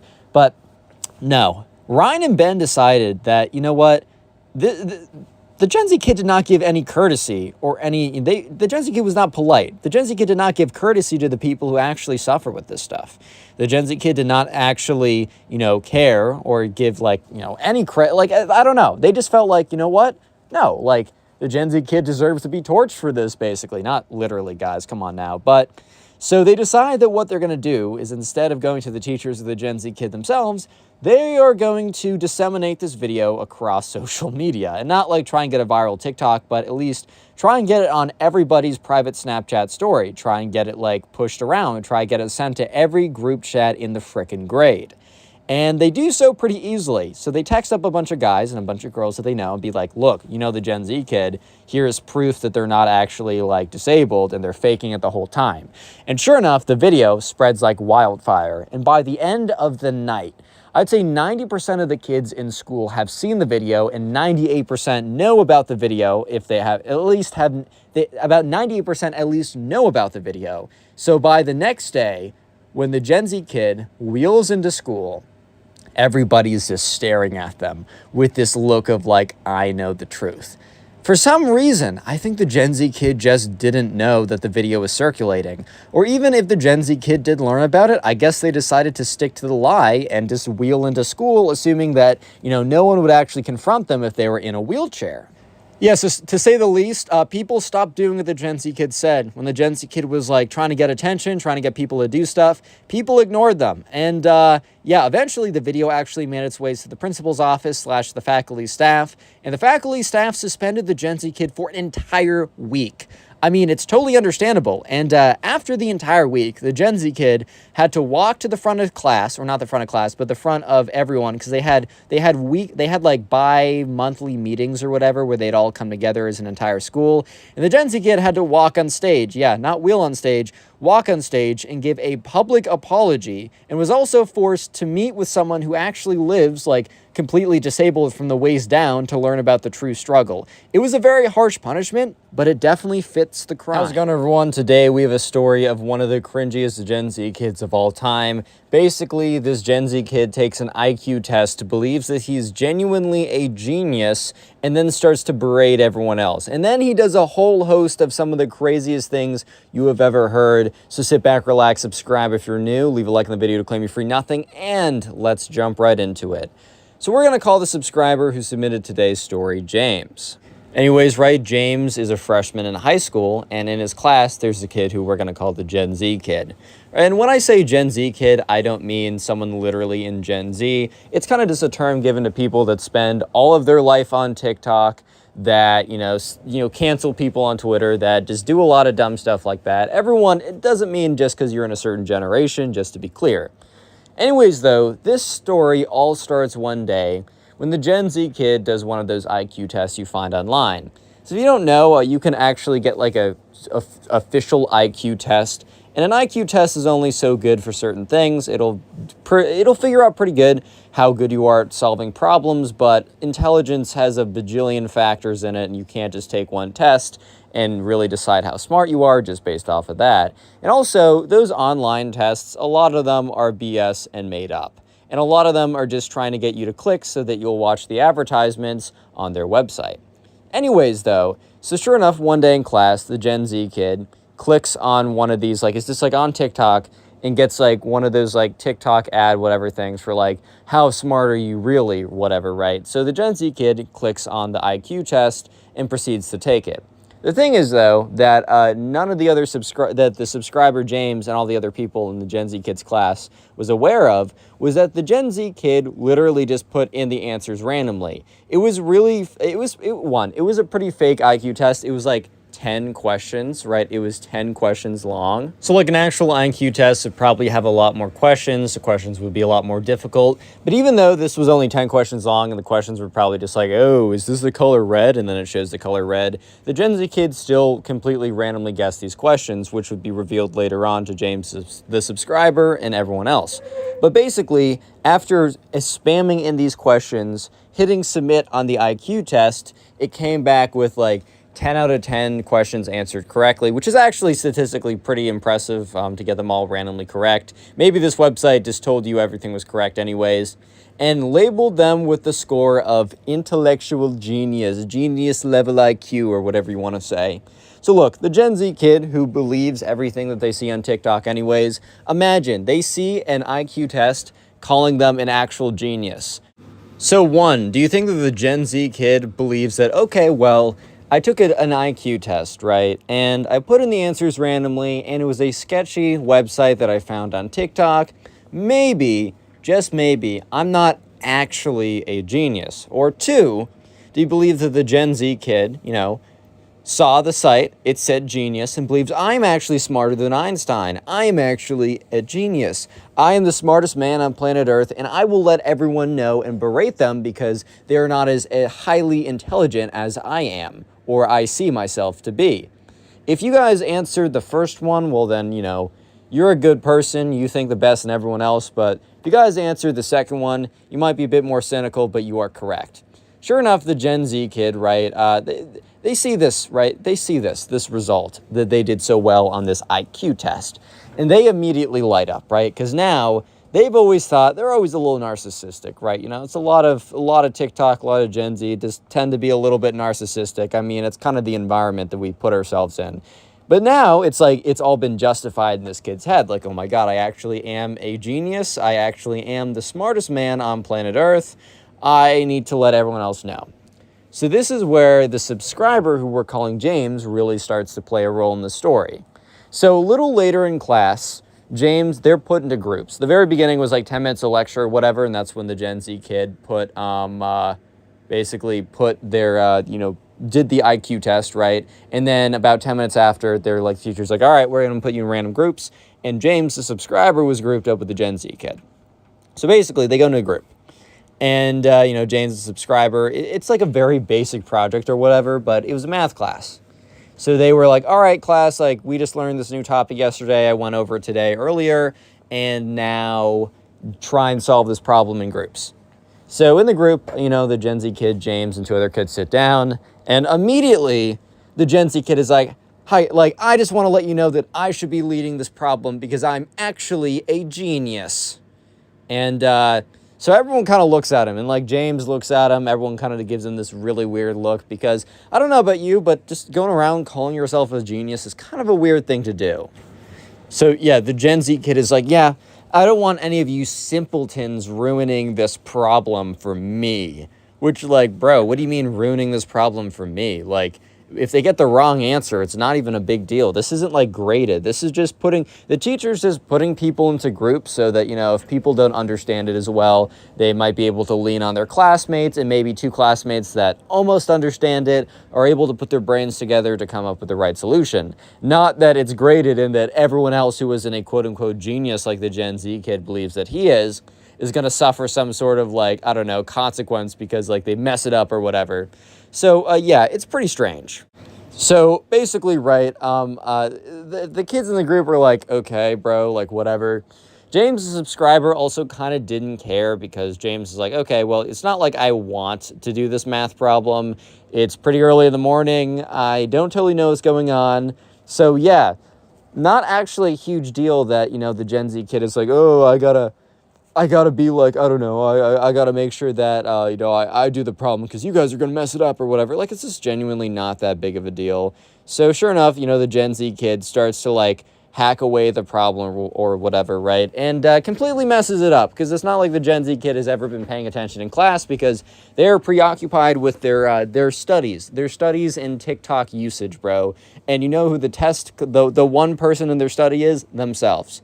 So yeah, sure enough, the Gen Z kid says, oh yeah, the answer is going to be 28. And the funny thing too, this was a type of math problem where there was the answer wasn't just purely a number. It was y equals 48 plus 10x or something like that. So when the Gen Z kid just says, oh, the answer is 28, I think someone in the group, it wasn't James, but it was someone else in the group, was like, hey man, the answer has to be y equals mx. It has to be in y equals mx plus b format. And the Gen Z kid's like, are you questioning my genius authority? Do you really think that a genius like me would mess up a problem like this? And, well, yeah, I guess, because you're wrong, bro. But anyways, yeah, so the kid in the group that wasn't the subscriber was like, okay. I don't know, man. It's you don't really want to fight these people. You don't really want to, yeah, they can be ignorant, they can be annoying, but also because they're both ignorant and annoying, what's the point? Genuinely, what's the point in fighting these people to try and convince them that they're wrong when they're so full of themselves and truly believe that they are always, no matter what, in the right? Yeah. So, sure enough, eventually the teacher's like, okay, well, guys, I've given you 10 minutes to do this problem. That should be ample enough time. If you didn't finish it, don't worry about it. This wasn't graded or anything. Let me go over the solution on the board. So the Gen Z kid is sitting in their chair, super smug, super oh yes, I already know the answer because my genius intellect solved it in 0.1 milliseconds, when in reality, I think they just, pulled a random answer out of their butt and assumed since they're a self-proclaimed genius that it must be correct.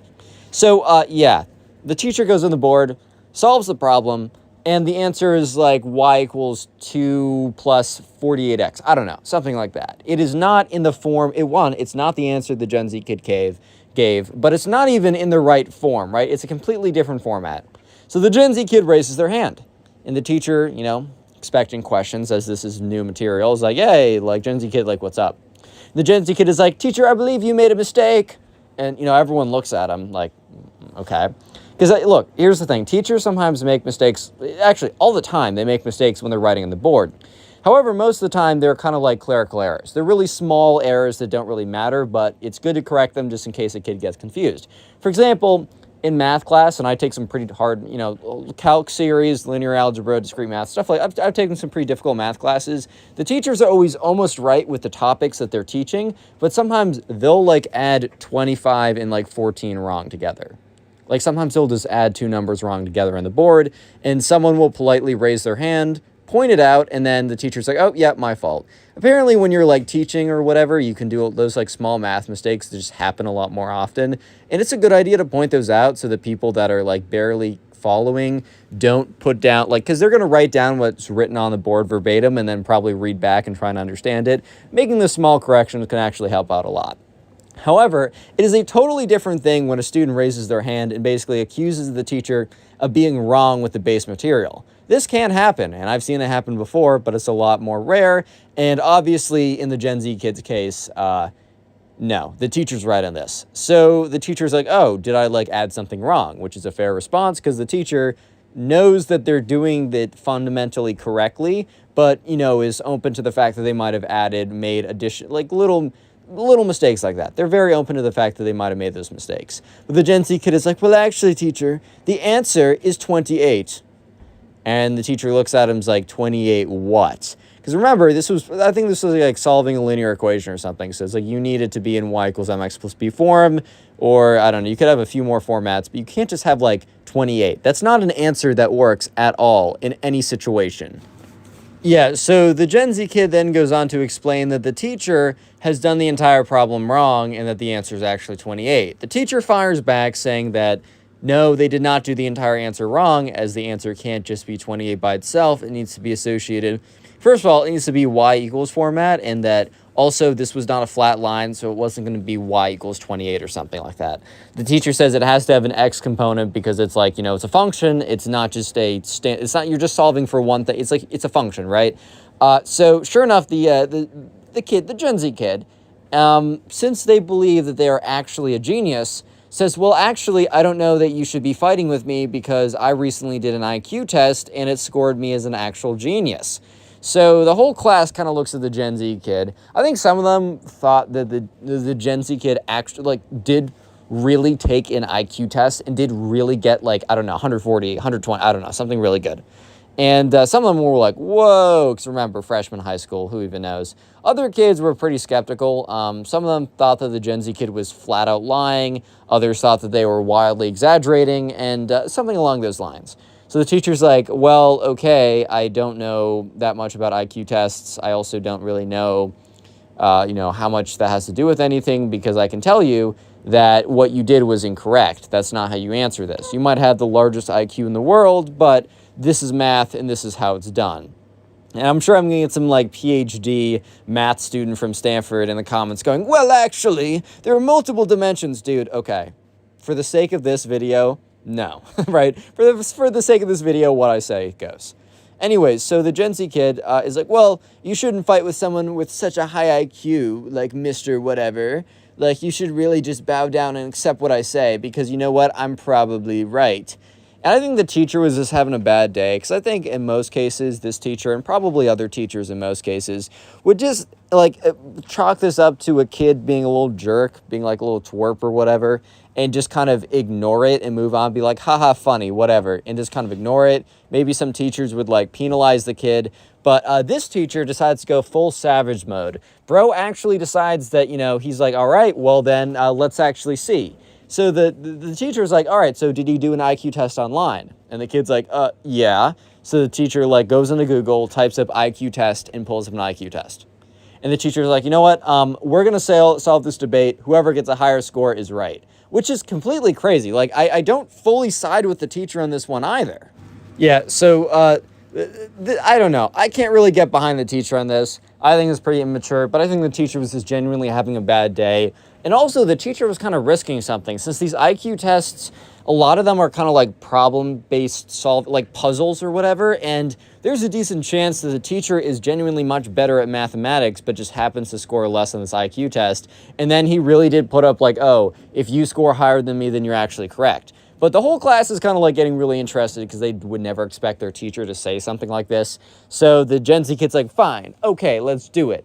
And yeah, basically what happens next is the teacher and the Gen Z kid both do the IQ tests, and then the results are shown live in front of the whole class. Completely ridiculous.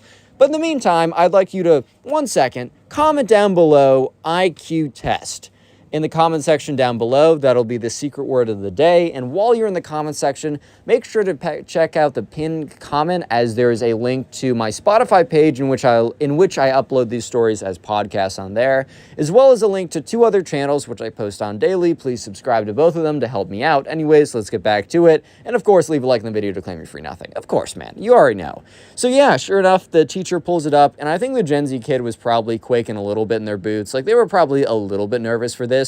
But they were putting up a front. They were putting up this look of oh yeah, I totally know what's going on right now. I'm not even worried since I'm actually a genius, right? So sure enough, the teacher pulls up an IQ test.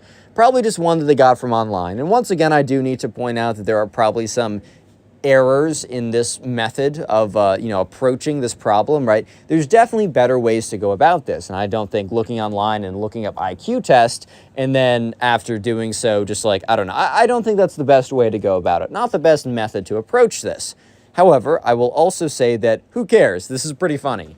So the teacher pulls up an IQ test and basically goes on the kid's laptop and says to one of the students, hey, make sure he doesn't cheat, like watch him. Because I don't know, I think the Gen Z kid probably would have like typed up every question into Google or whatever and just needed someone to monitor. So the teacher goes behind their desk and starts taking the test and instructs the Gen Z kid to take the test as well. There was like 30 questions, which is once again kind of ridiculous that the teacher decided to use class time to do their little, basically dunk it on this kid in front of everyone, which is kind of a waste of time, but a funny story nonetheless. So I'll continue with it. But sure enough, the Gen Z kid starts, typing up their answers. So, anyways, guess who the kid who is instructed to watch the Gen Z kid is? Yes, James, the subscriber. So James watches as the Gen Z kid opens up the IQ test, and it's timed, so they're supposed to take about 20 minutes to do it, and goes through the questions and clicks randomly. Once again, the Gen Z kid finishes within 3 minutes. That Gen Z kid is like, done. And the teacher's like, okay, if you really don't want to use that time, go ahead. I think for a second, maybe a split mere millisecond, the teacher was a little bit concerned, thinking, oh my God, wait, is this kid actually a genius? Like, maybe I am wrong. However, the kid was not a genius. The kid just put in random answers. And James kind of looks at his classmates with a look of like, what? To kind of signal that the Gen Z kid was doing something a little strange, which he was. He was just putting in random answers and, he did get the, I don't know, I guess he got what he wanted, so maybe it wasn't too strange. But, so sure enough, eventually the teacher's done too. And the teacher's like, okay, don't hit submit yet, give me your computer. And so the Gen Z kid hands over the computer to the teacher. The teacher, puts both computers, on the screen or whatever, and hits, submit on both of them. And the teacher has a little smirk on their face, kind of indicating that the teacher is somewhat happy with the result of this IQ test, which, however you see, that's however you see it. Anyways, right, so sure enough, the teacher continues to be like, all right, well, as I said, I will screen share the results to everyone, and we can finally come to a conclusion on who is correct. Which, once again, there's a lot of issues with the way that the teacher went about this, I'm not going to lie.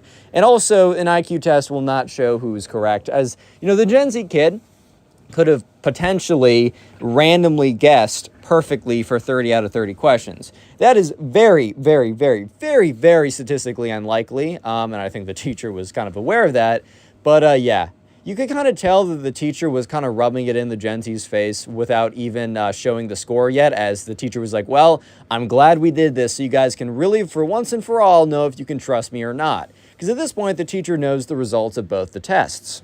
So sure enough, the teacher shows the first test result. And the IQ test is the first result from when the teacher did the IQ test. And I think the teacher got a above average score. Teacher didn't score in as a genius or whatever, but it says, congratulations, we estimate, remember, the online tests are pretty BS, so take this with a grain of salt.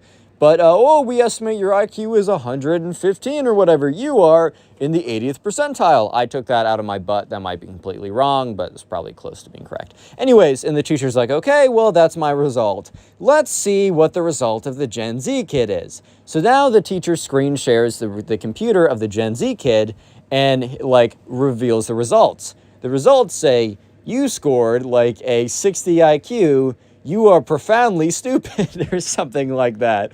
And you scored in the bottom 10% of people. We don't know how you're functioning in society with an IQ like that. Good luck getting a job. Okay, I don't think it said all that, but that was basically what it's implying. So the Gen Z kid, I don't think actually deserved a score like that, but remember, they randomly chose all 30 answers. So in the first time, randomly choosing got them a genius score on their IQ test. But in the second time, it got them a lowest possible score possible, because guess what? When there are 4 to 5 answers per question, and there's 30 questions, and you guess randomly on each question, the odds of you doing well are just so incredibly low. If you guys are stats majors and want to give me the exact answer in the comments, you can. I'm not doing that in my head. I barely remember. I took stats a while ago. It's been a second. Also, I think we did that in discrete math, but it's been a second. So yeah, the Gen Z kid's reaction to this is just pure silence. Because the Gen Z kid just, I mean, you can't come back from this, basically. Like, the Gen Z kids might be like, oh, you messed with the results. But then James, the subscriber, would be like, nope, he did not mess with the results. Or the Gen Z kid could be like, oh, this way of doing it is stupid. And then, you know, they'd be asked, okay, well, then how did you determine that you were a genius? And the Gen Z kid would have to be like, an online test, right? So the Gen Z kid was just silent, basically admitting defeat. The teacher's like, well, then, we can proceed with class because if this whole debacle has been solved and finished. Today we get the story time of the cringiest Gen Z kid ever, who tries to go viral on TikTok by licking the most disgusting places around school. This kid does some of the grossest stuff ever and ends up getting so ill in the final period that he has that day that he has to go to the actual hospital. This is a pretty crazy story, so sit back, relax, subscribe if you're new, leave a like on the video to claim your free nothing, and let's jump into it. So we're going to call the subscriber who submitted today's story Luke. So anyways, right, there was a kid in Luke's class who we're just going to call the Gen Z kid. And sometimes people get mad at me being like, Connor, like, oh, maybe he's not actually in Gen Z. Oh, you're in Gen Z too. Dude, I know that. I'm not calling him a Gen Z kid necessarily because he is in the he is like from Gen Z. I'm calling him a Gen Z kid because of his obsession with TikTok, canceling people on Twitter. You already know how it is. This kid needed to go viral on TikTok. No, he didn't want to. He physically needed to. Bro acted like he got a doctor's prescription that he needed to go viral or he would actually pass away. So, yeah, and the Gen Z kid decided that he was going to go viral, and the way that he was going to go viral was going to be, he was going to do something stupid, he was going to record it and post it on TikTok. So anyways, right, some of the boys were just hanging out. Luke, the subscriber, was chilling with them, and that's when the Gen Z kid comes up to them. He's like, guys, you don't want to miss this. And, you know, whenever someone comes up to you and says, you don't want to miss this, you know, I don't know about you, but I'm definitely coming out to see what's up. I'm definitely trying to figure out what's good. You know, if I don't want to miss it, then, man, I don't want to miss it. And so obviously the guys are like, yo, what's up? And the Gen Z kid was basically said like, hey, I'm going to be like recording this TikTok and I'm going to go around and I'm going to lick like really gross stuff. And Luke's like, dude, what? Don't do that. And the Gen Z kid's like, dude, no, I'm going to be famous on TikTok, bro. I'm going to be rich, which, like, by the way, being famous on TikTok does not correlate to being rich at all. You make like $1 per 100 billion views on there. So yeah, good luck, bro. Yeah, so anyways, right, sure enough that, you know, everyone's like, all right, well, we do have to go see this. And Luke is like, says to the Gen Z kid one more time, he's like, bro, I'm telling you, this is a bad idea because I don't know about you, but like going around looking random stuff in a gross middle school, a gross middle school or high school. I don't know if they were middle school or high school. It was either, Luke didn't tell me specifically, but I'm going to guess it was either late middle school, like 8th grade or something, or maybe like freshman in high school. This is definitely freshman type behavior, if you know what I mean. So yeah, just think about it for a second. This kid's probably going to go to the bathroom. He's probably going to lick on the floor. A lot of gross stuff. And I already told you in the intro, he needs to go to the hospital for how bad it is. But anyways, Luke, you know, kind of begrudgingly goes along. I mean, he does want to see. Like, Luke's not going to, he tells me, don't make it sound like I'm actually an angel. I'm not a saint here. I definitely did want to see what was going to go down. Because, hey, man, life at school apparently is kind of boring for Luke. So he's like, you know what? This is a once-in-a-lifetime experience. Hopefully it is once in a lifetime and this doesn't happen again, or he doesn't surround himself with people who do this again. But yeah, so they go around, and the first place that they go to is the boys' bathroom. So the Gen Z kid hands his phone over to one of the guys, not Luke, but one of the other guys, and says, start recording. So the other guy starts recording, and Luke's like, what's up, guys? Welcome back to a brand new TikTok. Today, I'm going to be doing the Lick Everything Challenge. By the way, that's not a challenge. And also, back when I used to do commentary videos, and I know a lot of my commentary channel friends, when it seems like we've covered so many TikTok challenges, and I feel like every TikTok challenge ends up in something stupid, like the silhouette challenge, where people were literally putting blank on the internet and not even realizing it, or like all these other challenges where people were like dying and stuff. Like, bro, stop. You don't want the TikTok cloud actually isn't that good, bro. It's not that good. I don't know. Do something normal. Go read a book. But anyways, right, so he's like, yeah, guys, we're going to be doing the lick everything challenge. And the first thing I'm going to lick is the bathroom floor right next to the toilet, which, all right, man. I don't know if you guys have been, look, some of you guys might be homeschooled, so let me just tell you a little, let me give you the sauce right now. The guys' bathroom in high school and middle school is so bad. Like, guys' bathroom is honestly one of the worst places ever, especially if you get it towards the end of the day. But even right after, it's like, I don't know, man. I swear, like, I get the cleaning staff clean it every single day. And honestly, shout out to the cleaning staff. They need to deal with the worst stuff and they get paid so little. So, like, shout out cleaning staff. But I swear, like, I get there 5 minutes after the cleaning staff have gone in, and some guys already peed all over the floor. How do you miss? Do you need to go to target practice, bro? Like, seriously, what's going on right now? But yeah, anyways, right? So, one of the guys is recording as the Gen Z kid goes up to the toilet, and you guys might be thinking, okay, well, the floor of the bathroom is pretty gross, but dude, I don't just mean anywhere on the floor. I mean right next to the toilet. Which, yeah, right next to the toilet is actually worse than anywhere else on the floor, because think about it. That's where people are missing when they're peeing. That's where if someone has an extra terrible number 2 time, they're gonna be missing a little bit.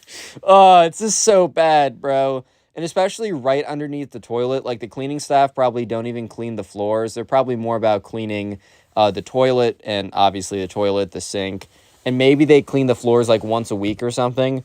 But even if they clean the floors, they're probably not scrubbing all around the toilet because, like, I don't know, man. Whenever I go into public bathrooms or high school bathrooms, it's always like the toilet seat underneath is so grimy, but thankfully you don't have to sit on that or interact with it. But yeah, the kid literally licks at that point. And, the guy's like, oh, man, I wasn't recording. The Gen Z kid's like, dude! And he's like, just kidding, which would have been actually pretty funny if the kid wasn't recording at all. Like, imagine basically giving yourself chlamydia and the guy doesn't even record it so you can post on TikTok for 15 views or whatever. So anyways, right, this is the first place. They hit the guy's bathroom. It's awful. But the challenge doesn't end yet because they're going to 3 locations, bro. So they start walking over. The Gen Z kid is leading them in a new direction. And at this point, like, the subscriber Luke isn't even sure if he wants to keep walking with these guys. Because he's like, I don't know, he's got a relatively, not easy stomach, but he's queasy pretty easily. And after watching that, like, Luke almost had to run to one of the stalls to use it, bro, to throw up in. Because he just watched some kid lick the grimy-ass seat, bro. Oh, my God. Anyways, right, so yeah, sure enough, Luke is a little bit like, I don't know if I want to go. And I almost called him the Minecraft kid or the spoiled kid. The Gen Z kid brings them to the guy's locker room. If you guys are homeschooled, I'll give you the sauce again. Dude, guys' locker rooms are bad too. Maybe not as bad as like the toilet seat in the men's bathroom, but bro, guys' locker rooms, some of them are okay, but the school, at least the locker room at Luke's school, it was pretty bad, bro. Yeah, so anyways, right, sure enough, once again, the Gen Z kid is like, hands his phone over to someone, this time to Luke, actually, is like, bro, record it. And Luke's like, dude, you don't have to do this, like, you really don't have to, I think this is a bad idea. And the Gen Z kid's like, bro, I'm already in, like, I've already started, I gotta finish. By the way, sunk cost fallacy right there, but whatever. I'm not really necessarily expecting 8th graders to fully internalize the truths of the sunk cost fallacy, but whatever. So he goes around and he's like, hey, man, can you record? And, Luke very begrudgingly is like, okay, sure. I mean, Luke didn't want to have him do it and not get a recording, right? I guess. So, yeah, sure enough, he's like, all right, guys, well, now we're in the boys' locker room. This place is pretty gross, and I'm going to lick this. And so the Gen Z kid goes into some kid's locker and, like, pulls out an actual dirty pair of underpants.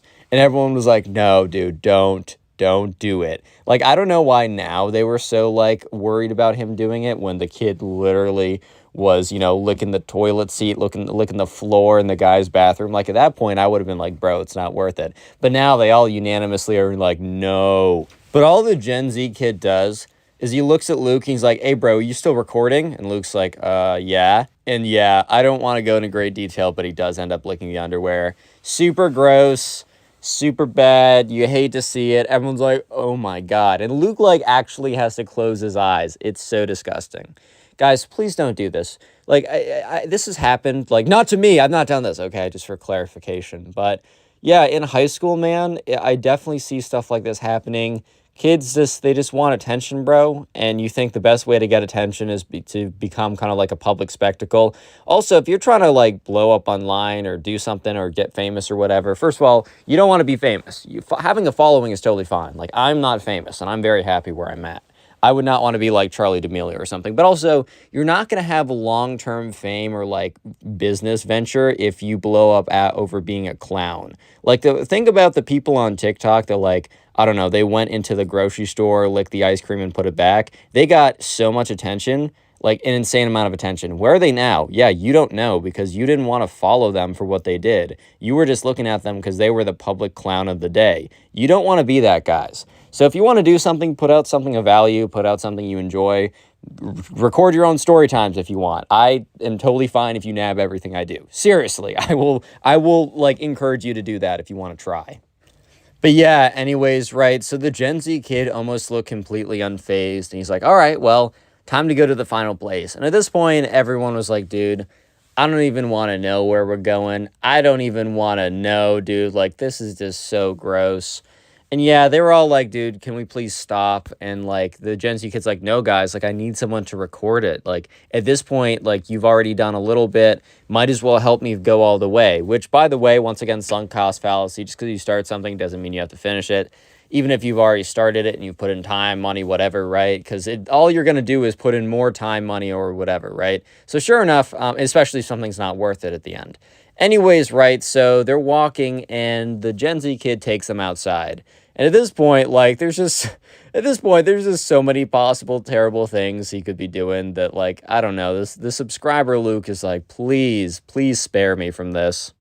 Yeah, so let me give you guys a little bit of a hint. So outside, dogs will be walked, and if you're not like a good pet owner, you will probably leave their number 2 sitting around.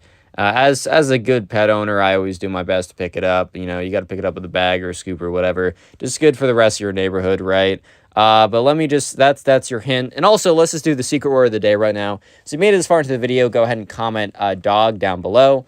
And while you're down there, make sure, if you haven't already, to check out the pinned comment, as there are 2 links. One to the Spotify page, in which I upload all these stories as podcasts. Go help me out, and if you listen to Spotify, listen to these stories on there too. Follow me on there. And also subscribe to the other channel that's linked in the description. That is my Storytime animated channel. I think I'll have another one out this week, but I don't know. I got a lot of stuff to do, man. We'll see. But I am posting basically weekly on there. Anyways, let's get back to it before I kind of diverge too much.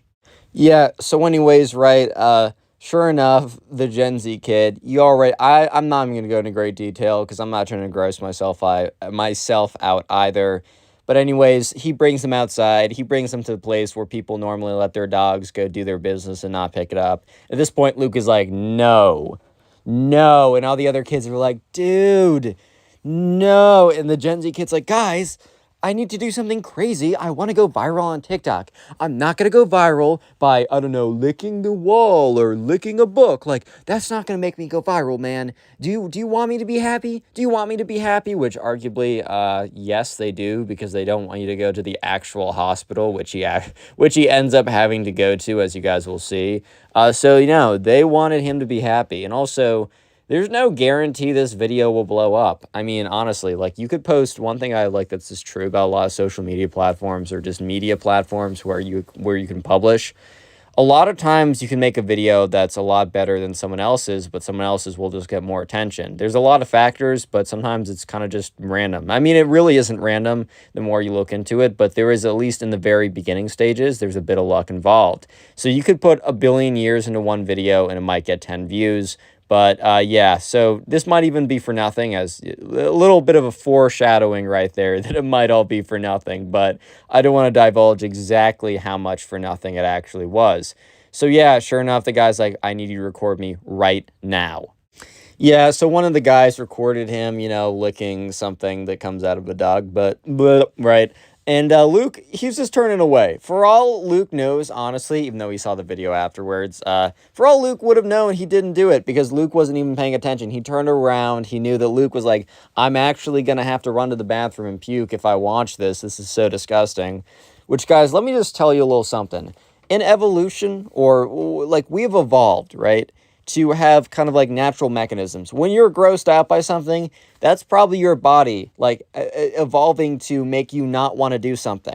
There's a reason why all these things are gross, because they're also dangerous for you. You can get super sick, as we'll see in 1 second. Yeah, so anyways, the Gen Z kid's like, all right, guys, well, I hope you had fun today. And everyone was like, oh my God, I'm going to be sick. I'm reconsidering everything. Yeah, so the thing is, the subscriber doesn't see the Gen Z kid for most of the day. However, they're in a big class at the end of the day together. It's like a relatively large kind of lecture type class or whatever. Or it's like a big math class with not a lot of in-person. So there's a lot of kids, and it just happens to be the case that the Gen Z kid and, the